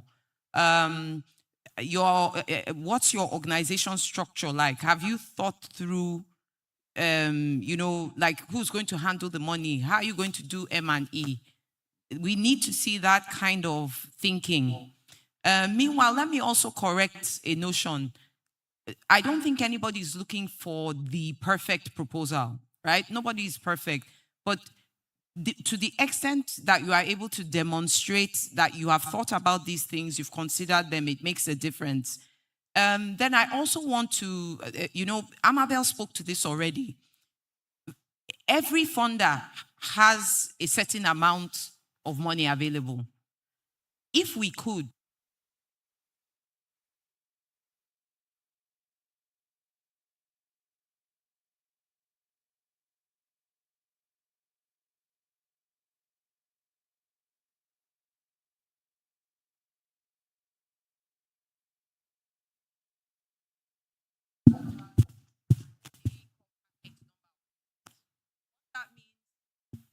what that means is that the funding is going to go to the best of the best, right? And then we are also concerned about inclusion. So sometimes inclusion is also a factor, right? So then let me begin to speak to, there was another question he asked as well. So I'll speak to both of those because they come together. This is where resilience is important. Anybody that wants to succeed needs to develop grit, right? You are going to get no's. There's nobody up on that panel. There's nobody who came and gave remarks here that didn't have to deal with a no. You need to be willing to deal with the no's. Go back, ask for feedback, take that feedback, build upon yourself, and go out and keep knocking on doors. All right. Thank you, Elizabeth. Thank you so very much, Elizabeth. Please put your hands together. We have one more question there, then I will come to the panel. Please, the panelists here, at the extreme end of the hall. Please, the panelists are still very much around. If you're unable to ask your question now, please walk up to them. I'm sure they are definitely going to give you the audience. All right, thank you.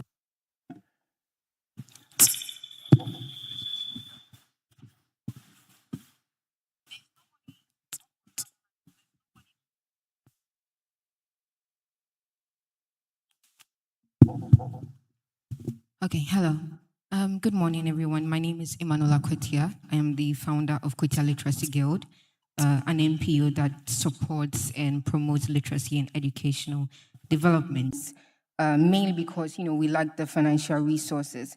And in some cases, larger organizations are reluctant to collaborate with us unless we adopt or align our initiatives with their existing projects or priorities rather than supporting or advocating for our own, for our own initiatives. So in this situation, how can young people, young leaders navigate such an issue while maintaining our independence, our vision, and our organizational identity? Thank you.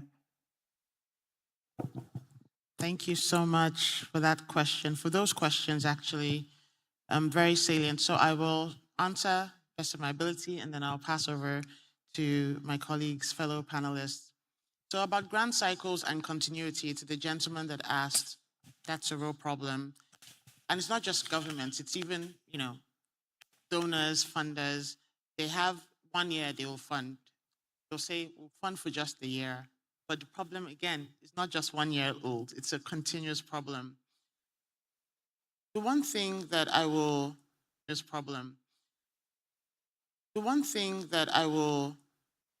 say is, there's a part of demand that has to come into place. And this is going to link into what she just asked. Somebody recently reached out to me about writing in her book, putting an article in her book about philanthropy and the philanthropy dynamic between the donor and the funder. So one of the questions she asked, my first answer was, you are not a beggar. You are not a beggar.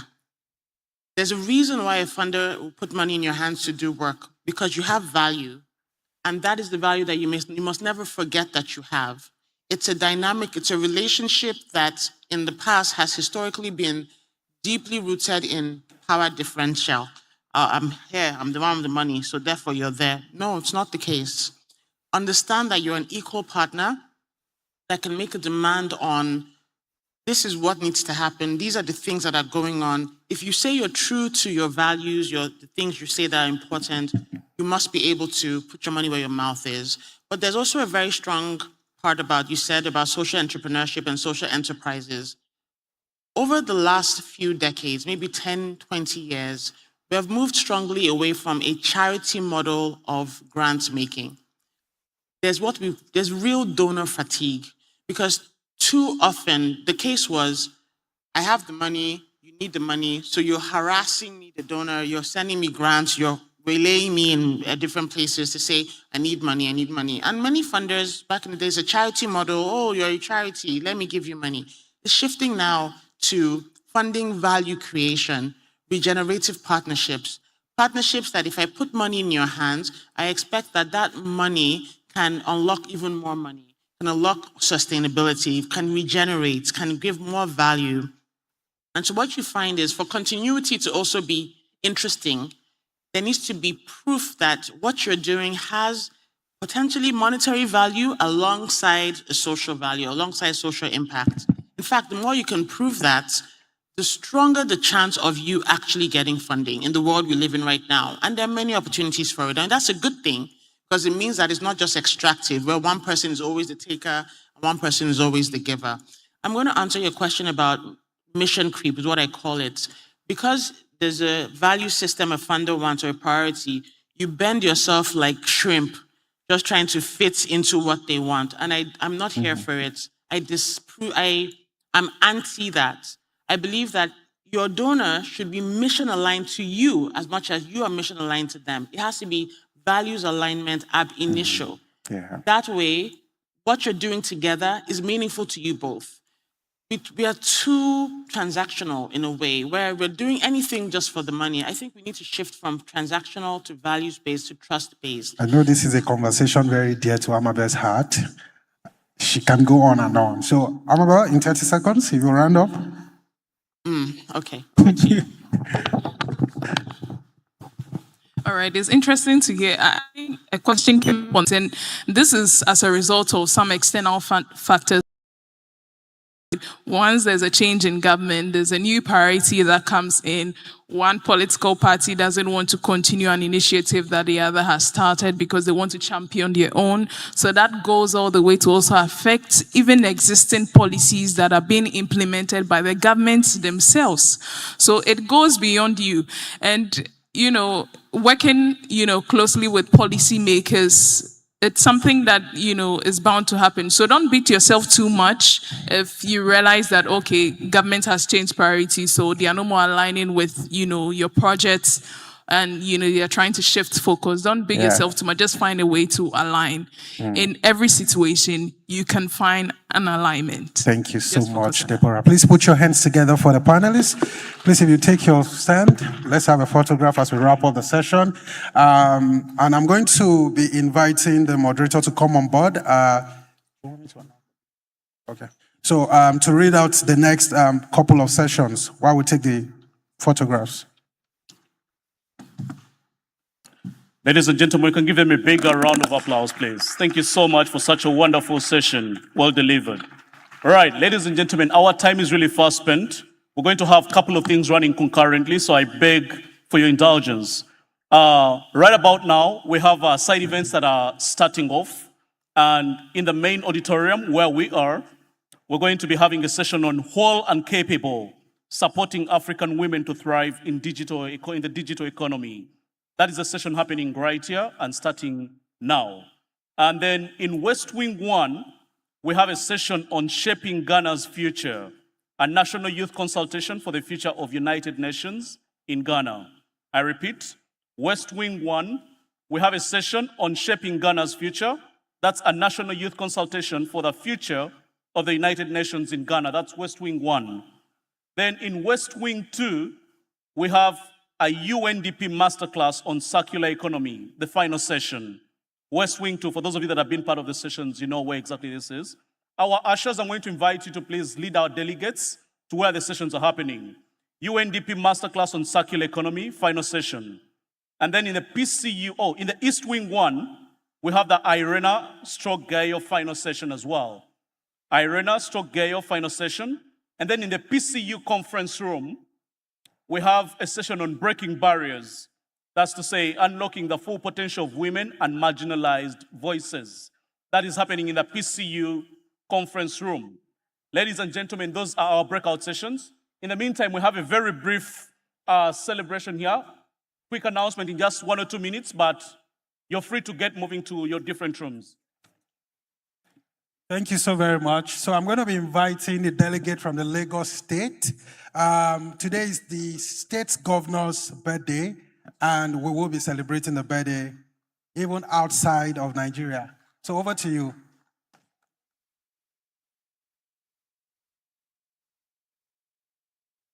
Good morning, everyone. So today is a very special day to us. It's the birthday of our executive governor, Mr. Babajide Olusola Sanwo-Olu. So on behalf of the Lagos State government and the delegates here present, we would like us to sing him a happy birthday, if you may. I would just like all of us, if we can just stand up for a few seconds to sing a happy birthday song to him, and we just wish him a happy birthday. Thank you.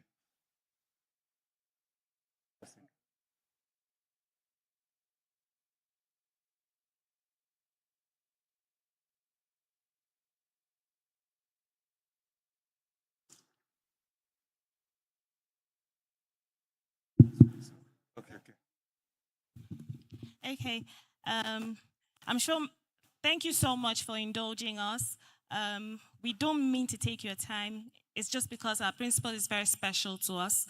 Mr. Governor, Mr. Babajide Olusola Sanwo-Olu, he's very, very special to us. He's a youth-friendly governor. He's the most youth-friendly governor anywhere, including Ghana. No offense. So please, will you just join us to sing happy birthday to him at the count of 1, 2, 3. Happy birthday to you. Happy birthday to you. Happy birthday, Mr. Governor.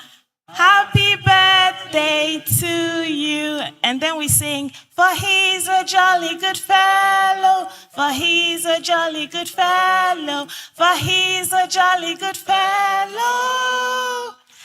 And so says all of us, hooray! And so says all of us, hooray! For he's a jolly good fellow, for he's a jolly good fellow, for he's a jolly good fellow. And so says all of us. Thank you, Mr. Selville. Thank you, Mr. Project. Happy birthday, sir. The cake is here for everyone to eat. Oh, fantastic. If you want to take pictures with us, we can share. All right, ladies and gentlemen, that has been a very, very amazing celebration. I'll invite us to please get moving because the time is already fast spent. Let's get moving to our different sessions. I repeat, main auditorium where we are, we're having a session on whole and capable, supporting African women to thrive in the digital economy. And in West Wing 1, we have Shaping Ghana's Future, a national youth consultation for the future of United Nations in Ghana. West Wing 2, we have a UNDP masterclass on the circular economy. That's the final session. Please get moving. And then East Wing 1, we have the Irena/Gayo final session. And in the PCU conference room, we have a session on breaking barriers. That is unlocking the full potential of women and marginalized voices. Ladies and gentlemen, lunch will commence at exactly 1 p.m. So please dive into your sessions, and at exactly 1, lunch will be served. Thank you so much and enjoy your sessions. Okay.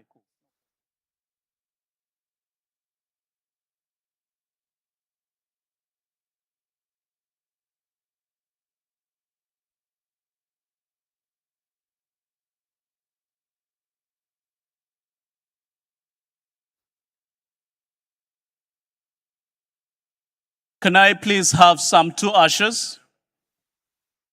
Any 2 ushers in the vicinity, please make your way to the stage. Ushers, please.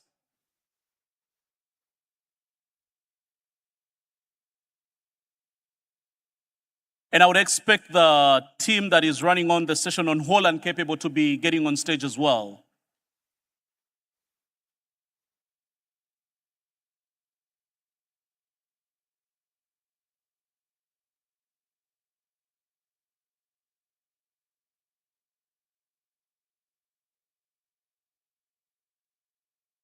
Ushers, can I have some 2 ushers, please?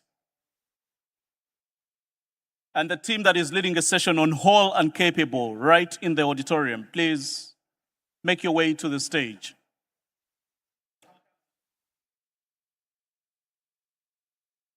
I'm really sorry, your time.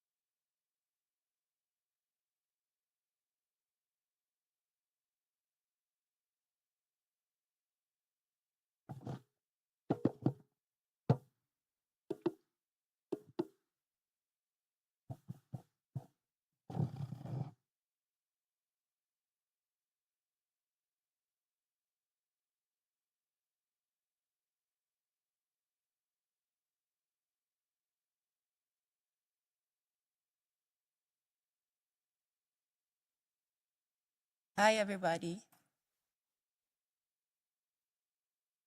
It's still morning, so good morning. Good morning.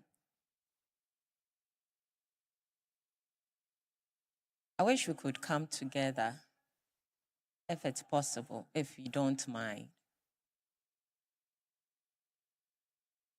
But if you love your seat, please don't let me bother you. Yeah.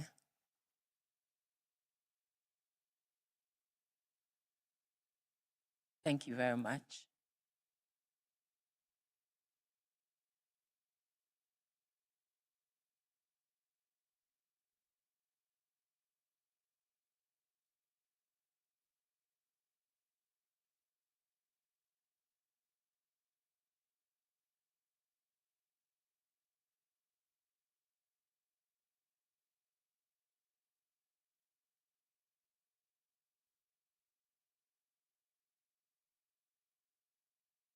Awesome.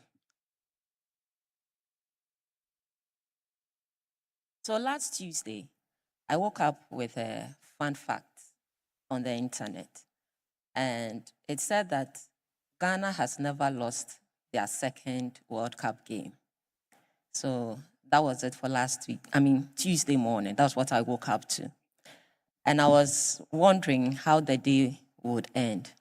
And by the end of the day, it was settled, like history had repeated itself, that indeed Ghana has never lost its second group game in the World Cup.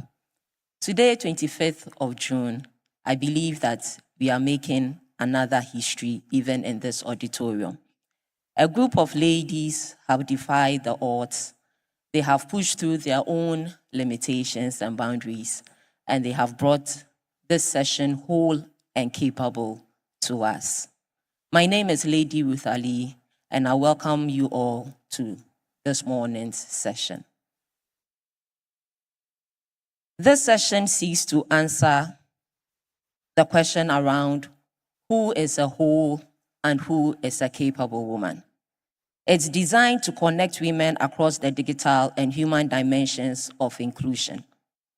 We are looking at having 3 major sessions within this whole and capable session. The first is to connect, the second is to collaborate with one another, and then the third is to create impact. That would help you and I go home and apply the very next day, that's tomorrow. So I'm going to have our speakers come up one after the other to talk through the whole and capable framework. After that, we are going to have a panel discussion, and we would like to involve each and every one of us. The session brings both lenses together in that because a woman cannot thrive in the digital economy if the system excludes her, and she cannot thrive if she also excludes herself. Ladies and gentlemen, for this morning's session, we are privileged to have in our midst Sharon de la Demensa, a software implementation consultant and founder of Madel's IT Consult. With over 13 years of experience, she has delivered digital platforms across 6 African countries on World Bank and IFC-funded programs, including national financial infrastructure platforms. We also have in our midst Ophelia Chenupo. She is a chartered accountant and a licensed counselor, and she has a platform for women by the name You Thrive. Through her platform and her newsletter, Whispers of Women, Ophelia is building a growing community focused on inner transformation as a foundation for sustainable impact. And then our third speaker, who will be joining us online, is Deborah Blankson, and she is a founder of Thrivers in Leadership, a platform dedicated to developing trauma-informed leaders across Africa and beyond. And Deborah is a Nigerian. It is important to note that our session, Whole and Capable, aligns with the various, with the following SDGs, which I'm about to quickly run us through. It aligns with SDG 5, SDG 8, SDG 9, and 17. And so for the next 15 minutes, we are going to take these individual presentations. After that, we'll have the panel discussion, and then we'll collaborate with one another. Thank you very much. So on that note, I would like to welcome Sharon to give us the first speech.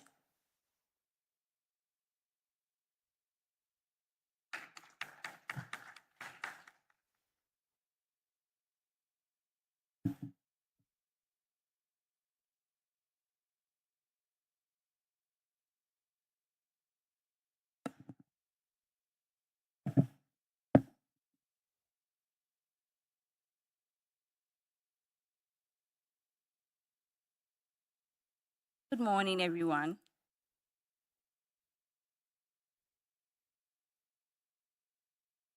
I'm very privileged to be here. Also happy to be part of this, get to speak.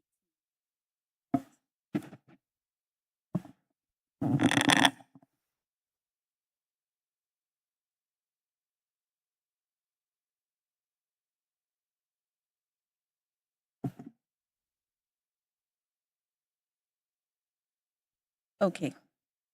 Good morning once again. Please, am I audible now? Better. So let's keep the phone out.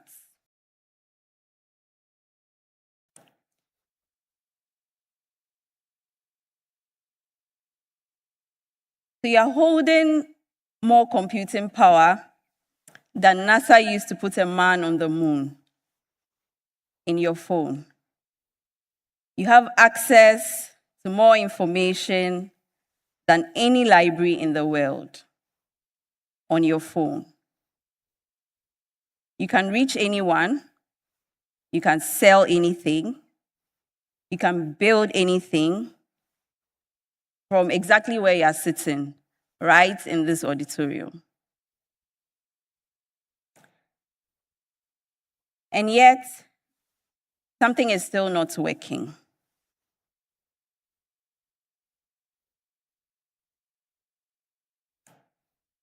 Not wholly, let me put it that way. I want to tell you about two people, maybe three. So the first person is a woman who runs a business. She feeds her family, and she feeds several other people. She's capable. She's trusted by her community. She's a resourceful woman. She has a smartphone. She has an app on her smartphone, and she has an account on that app. But she will not open the app. Not because she cannot press the buttons, but because she's afraid of pressing the wrong button and losing money she cannot afford to lose, with no one beside her to undo it. The reason is that the system that she's trying to access, or the app, was built without her. She was never consulted in building that system.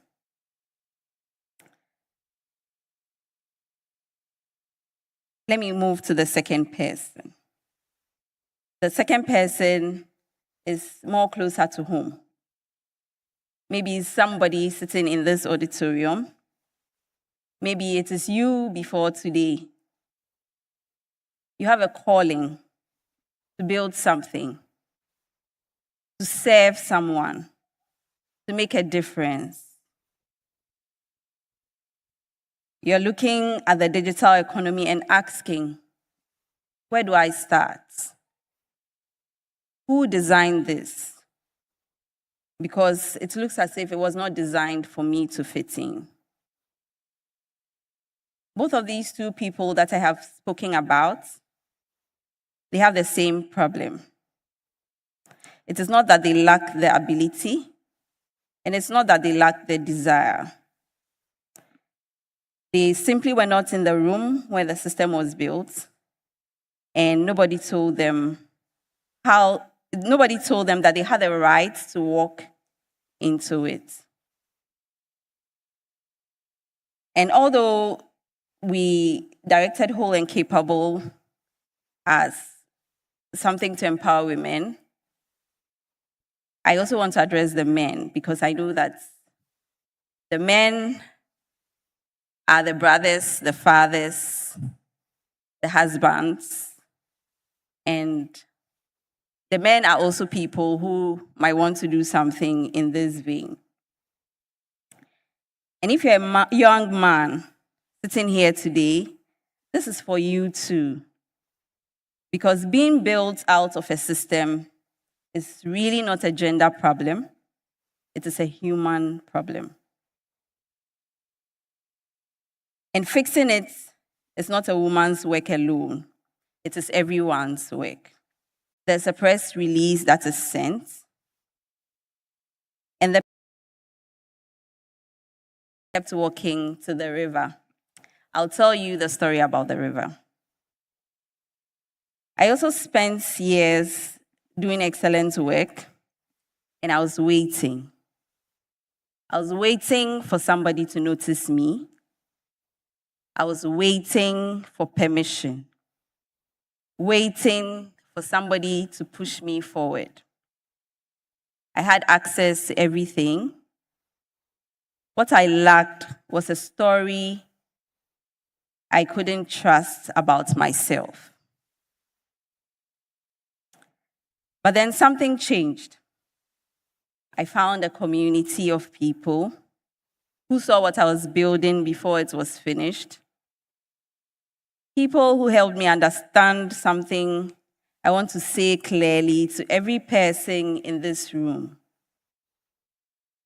that you're already whole and you are already capable. What needs to change is not you. What needs to change is that the system that was built without you and the story that you have accepted about yourself says you do not belong in the room. Today we are going to talk about the first one, the first part where the system was built without you. That's what I am going to be presenting about. And then my colleague Ophelia will take you deeper into the second, where you exclude yourself because you feel that you do not belong in the room. But I want to leave you with one thing before I go before I start going through my slides. Find your community before you need it, not when you are already drowning. Now, one person who sees what you are building and believes it before it is finished. That is where whole and capable begins.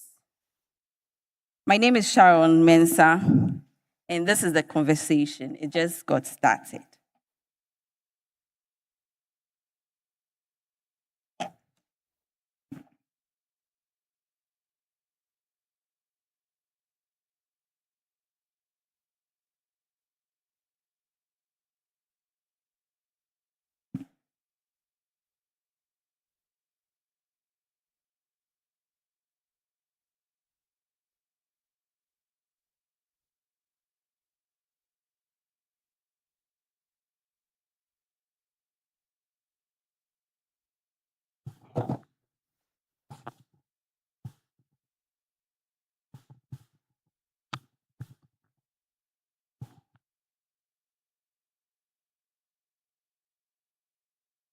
Okay, so I just introduced you the whole capable framework.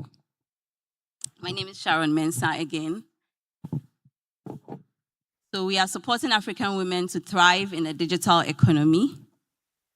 And because we have realized that the digital economy is such that women and the youth are feeling like they are left out. They do not have access to the economy because of their mindset. And also there are some other people who are being excluded from the systems as well. And what I want to present to you today, I just want to begin from here, that a woman cannot thrive in the digital economy if the systems exclude her. And she cannot thrive if she excludes herself. And both of these are real questions that we need to answer. So, with the first woman who is excluded from the system, I'll just tell you the story about the river and the borehole theory. So in this village, a group of women every morning, they walk to a river in the next village, like miles away, quite a long distance, to go to the next village to fetch water every morning. And the men in the village began to feel uncomfortable about it because they thought their women were being stressed out and they were walking too long a distance all the time. And so they decided to intervene. So these men decided to go and meet their chief, spoke to the chief about the issue, and the solution they came up with was to create a borehole in their village so that the women didn't have to travel that long distance to the next village to fetch water every morning. And they succeeded in creating the borehole. They were happy about it because they were excited that that was going to be the end of the women having to walk all the long distance across their village to the next village to fetch water. Then they tell the women about their success story. We have a borehole for you now, so you don't have to go and fetch water from the next village anymore. And how awesome. I'm sure you are thinking that that's the end of the story, and the women lived happily ever after. But the following morning, the women wake up and they still travel to the next village to fetch water. They do this for the next 3 days, and the men are wondering, what is happening? We thought we have brought the water closer to home and that you didn't have to travel this long distance anymore. And so the men now go to the women and speak to them and ask them, what is happening? We put up a borehole for you, and we are seeing that you are still traveling the long distance to go to the next village to fetch water. Then the women break it down to the men and tell them that their issue all along, or what they didn't really have an issue with traveling every morning to go and fetch water, because that's walking in the morning to go and fetch water was their time to have community, to speak to their friends, to exhale, to share stories, to distress, so that anything that they were facing at home, this is happening at home, somebody will tell you that, this is a solution to it. Somebody will say something that will make you feel encouraged. And so by the time you come back from fetching that water, you have sort of released your stress. And so for them, it was not a problem. It was really a good time to wake up in the morning and go and fetch water. But the men thought it was a problem. They didn't consult the people that they thought had the problem. They went ahead and surprised them with a solution. And the solution was not a good fit.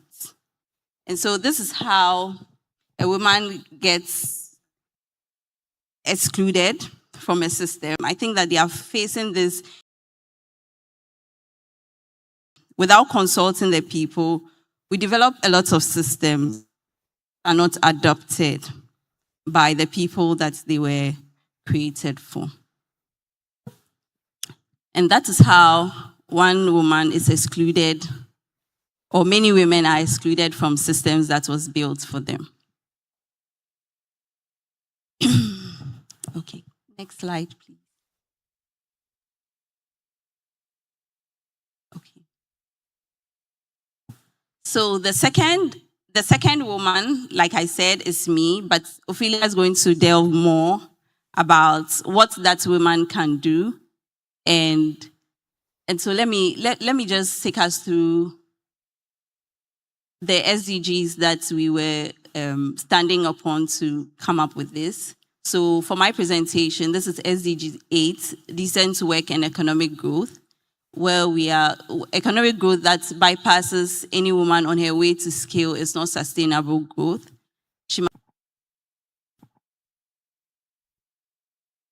All right.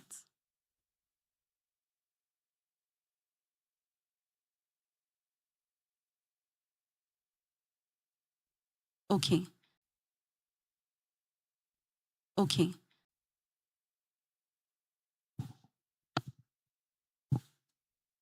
Everyone, how you doing? Okay. I mean, I am fine. Is it a generic I am fine, or you are truly fine? That I am fine, and deep down, every aspect of their being, they are fine. Like, yes. It's like I had a lot of I am fine, but the hands coming up. Okay, so like Sharon mentioned, I look at the more of the unseen aspect of us. A lot of us are building things that, how would I put that? You are building things to fill a void, but the void that has to be filled is from within. So you end up building a lot of things, but you realize that there's still something missing. So study a bit of counseling, but I have that natural part, study a bit of counseling, but I have that natural passion for it. So plus that and studying other things, that's what's gotten me here.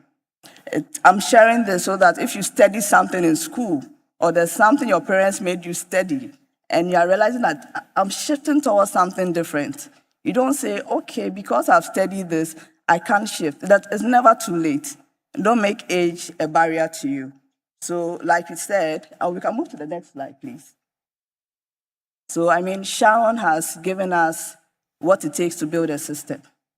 But usually, the human being, I know you're talking about women, but the men, you can apply it as well. The human being is excluded. Your state of being, like your heart, your mind, you need that person to show up fully to be able to build something that is more sustainable. Like I mentioned earlier, people are building from voids. Okay, I don't want to be poor. They build something, it's running, there's still something empty because they're not feeling it, they're not feeding the right thing. If it's the mind that has to be filled with something new, it's not being filled with something new, it's filled with, what do I say, what people would label as good for you. And you never have that, how will I put it, that wholeness, that fulfillment. So, like we mentioned, please, you can go to the next slide. I've worked with a lot of women, and you see a woman, you have a session with her, you go deep down and realize that there's a wound. Unfortunately, these wounds are from the words of people. And unfortunately, they carry it throughout their life till they realize that, why am I this way? Some of us, I'm sure if we should introspect, you realize that if I should ask someone, oh, tell me about yourself, you say, oh, I'm boring. Why are you boring? Oh, a lot of people say I'm boring. But what do you say about yourself? That's the question. So if you yourself don't have anything to say about yourself, then it means it's time for you to sit down with yourself. Most of us are living life with the wrong labels. So please, like I said, we'll be introspecting a lot. That's what I do most of the time, because I want to ensure that the human being is showing up in their fullness, that when they are building, it kind of takes us on different journeys, different paths, because if I see myself and the next person doesn't see me as I see myself, and unfortunately, you have a lot of evidence pointing to that. It gets to a point where you start seeing yourself. A lot of us. I don't think there's anyone. I'm sure we should raise our hands. A lot of us. I've been on that journey. So if you've not been there, I mean, you can come and share the podium with me and let's come and share all the tips, basically. Yeah. So let me give an example. So I remember back then, primary school, you asked me, oh, tell me about yourself. Oh, I'm boring, I'm this, I'm that, because I hadn't really harnessed what was within me. I'm more of an observer. I'm more of a deep thinker. But if you're not moving with what everyone is doing, then I mean, you are labeled. And unfortunately, we don't believe in what we have within us, but we believe the words of others over that. And it becomes a huge weight. I'm sure someone has encountered this before. You go to a room, you speak, everyone says, oh, she's the life of the party. You go back home and you're exhausted because you've been performing. That's not you. You're extremely exhausted. But if you're actually you, even if you go to a room where no one really understands you, you show up as you. You go back home and it's like, what a beautiful day this has been. Those are the kind of human beings we want living. Human beings who are looking on how to collaborate, how to connect, how to build sustainable solutions. It might look like, yes, they are scammers. It might look like, yes, they are scammers and everything. But there's always a root to that fear. I mean, if you have a magnet here, it would connect with another magnet. Like there will be that whole connection. So if you're afraid of something, it means within you there's fear. So that external situation is triggering what is already existing within you. So sometimes ask yourself, okay, whenever I engage with this person, I get angry. Is that person the source of my anger? Or there's something within me that I have to really address? Usually it's easy to point the finger and we forget ourselves. So anytime you're reflecting, look at yourself. What role am I playing in this? And I mean objectively, before you look at the other person, because that helps you to get to know yourself on a better level, that when you're engaging with someone, you can appreciate where they are coming from and also where you are coming from. So when I'm talking about whole, every human being, you are made up of the body, the soul, the spirit. And you know, when the update is not run, there are certain things that do not work as they should. The IT persons, Sharon, you can correct me, they are like bugs, crashes. I hope I'm using the right term. Yes. So imagine, for how long, what you learned in school is the same thing you are carrying. And you are saying, nothing is working for me. Because you've not done the renewals. Some of us, we hold on to them like they are family treasures. It's like they are treasures we have to hand over. But anytime you meet, I mean, that's where the connection comes in, like Charles mentioned, community. If I meet you, even if you are saying something different from what I know, that curiosity should drive me to ask, where are you coming from? You could leave that day with something new that you could go and sit and reflect on, and now take off the old files from your mind and download the new files. You realize that that's where growth happens, in the mind. When we talk about the heart, some of us, the way we've guarded our heart, I don't know whether in some maximum prison we can compare it to that. And I don't blame you because life has happened. People have hurt you. You've protected yourself. But unfortunately, in protecting yourself, you've actually hedged yourself in. You know, like in a home, because of thieves, we put burglar proofs, we put whatever it is we need to put up. Now, when there's something happening in our own homes, just to escape, now we are stuck in the whole system of protection we put up. So anytime you put safeguards, ask yourself, what am I guarding? Is it worth it? So any point in time, you have to sit down and assess, in this season, what is the greatest treasure I want to guard? That's what you should be asking yourself. And if you are building safeguards, you build safeguards around it, but not the permanent ones, the ones that are open, that you can always adapt at any point in time. All right, so the will. I mean, when your heart, your mind aligned, it's easy to take the step. I think sometimes it gets difficult. A lot of people are stuck. Why? Because they have the idea, open-minded, they have that genuine heart, but now something stops them. It's the unknown. Like, if I take this step, what is going to happen? So there are lots of people here, I'm sure, like, beautiful ideas, creative ideas. But from experience, what I've come to learn is people look at the vision and they actually plan from that long-term vision. So for instance, let's say I want to have a school. So I visualize a school, the building, the teachers, and hey, the salary of teachers is this. I multiply, I'm like, it's so huge. I'm like, how am I going to afford this? But that's the vision. The key bit is, okay, I want to start a school. What do I have ready that I can start on, to build on? So when you take that first small step, you realize that, okay, what else can we do here? I think there will be some efficiencies here. Okay, let's take the next step.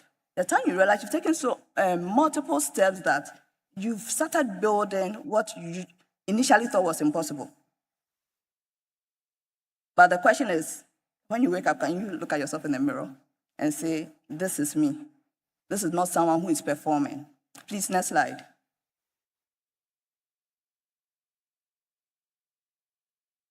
All right, so I know I didn't speak to a lot of the slides, but I could see your eyes there, so I guess you picked the key things. Like I said, for me, I want you to meet the person within. that person you've buried for so long. That dancer who loves to dance, but they said she's a good lawyer, she's very good in reading and memorizing stuff, so shows up well-dressed, looking nice, but loves to dance and thinks, so that's the end. So for me, like I said, there'll be reflection, there'll be question. The question is first, who are you? Like I said, you go back with homework. So who are you? Not your name, not what you do, not what your parents say you do, not what your friends say about you. Okay, then I'm so good at any place they put you can function. But unfortunately, you fitted in. Maybe you're supposed to be doing something else that will open doors for people. I know when we look at these great inventions, these were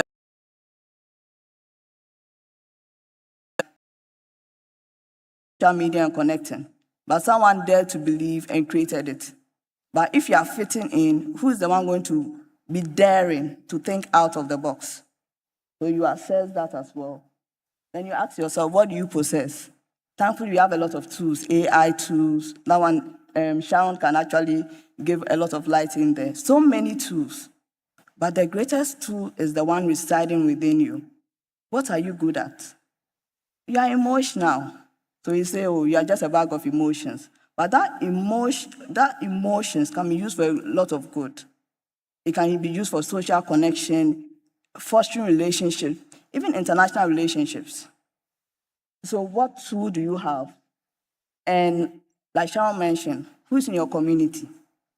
If you want to grow and you have people who are not willing to grow your community, you can't grow. It's okay when you know that I want more, but the community I'm in, that's the question. What are you waiting for? So I'm sure you have a lot of excuses.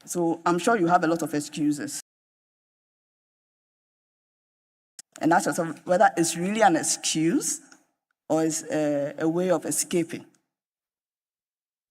Please, next slide.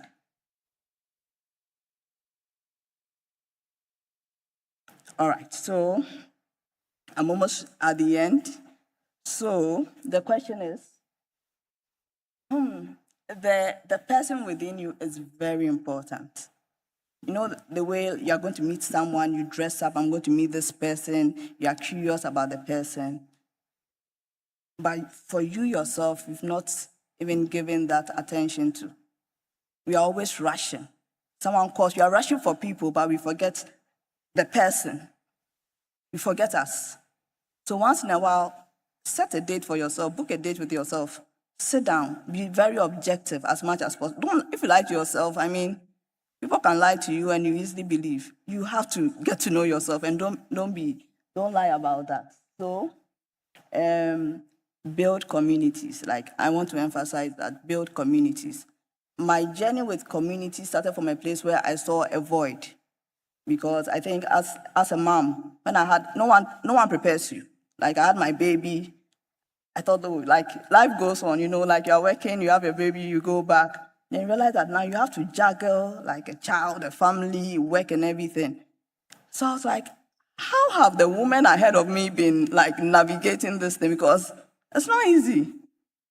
Thankfully for me, I had an employer where I negotiated that I'll come to work at 9 a.m. those days. That's what helped me. But I used to think, I'm like, so the only way for women is to move into entrepreneurship.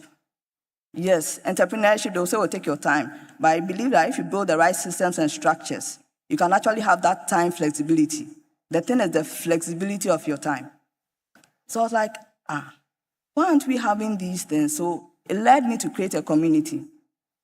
You don't have to wait. As you start creating a community, you start meeting like-minded people.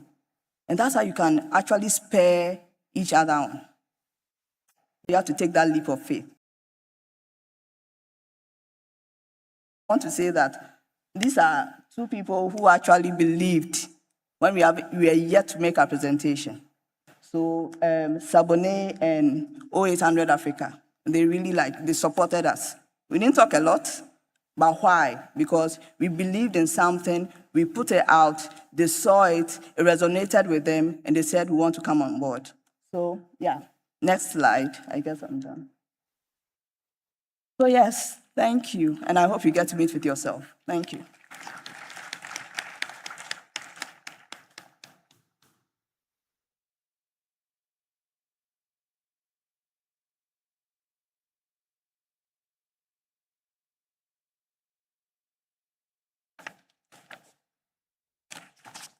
So our third speaker will join us online.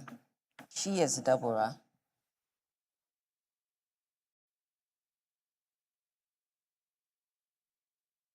As we wait for the media team to set that up for us.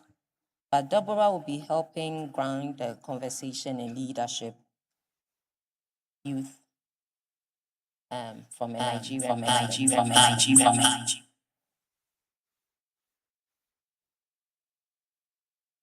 Please, are we ready?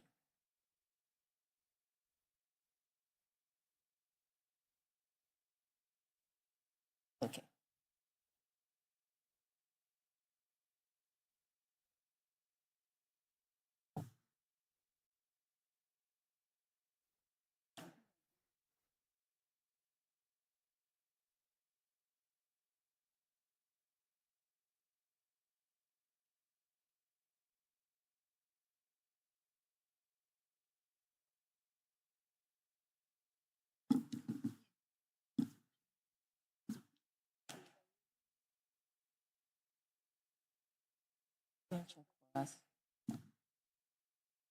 So it's supposed to be a recording. I don't know if there's any play button on the video. Place the slideshow because it's supposed to be a recorded.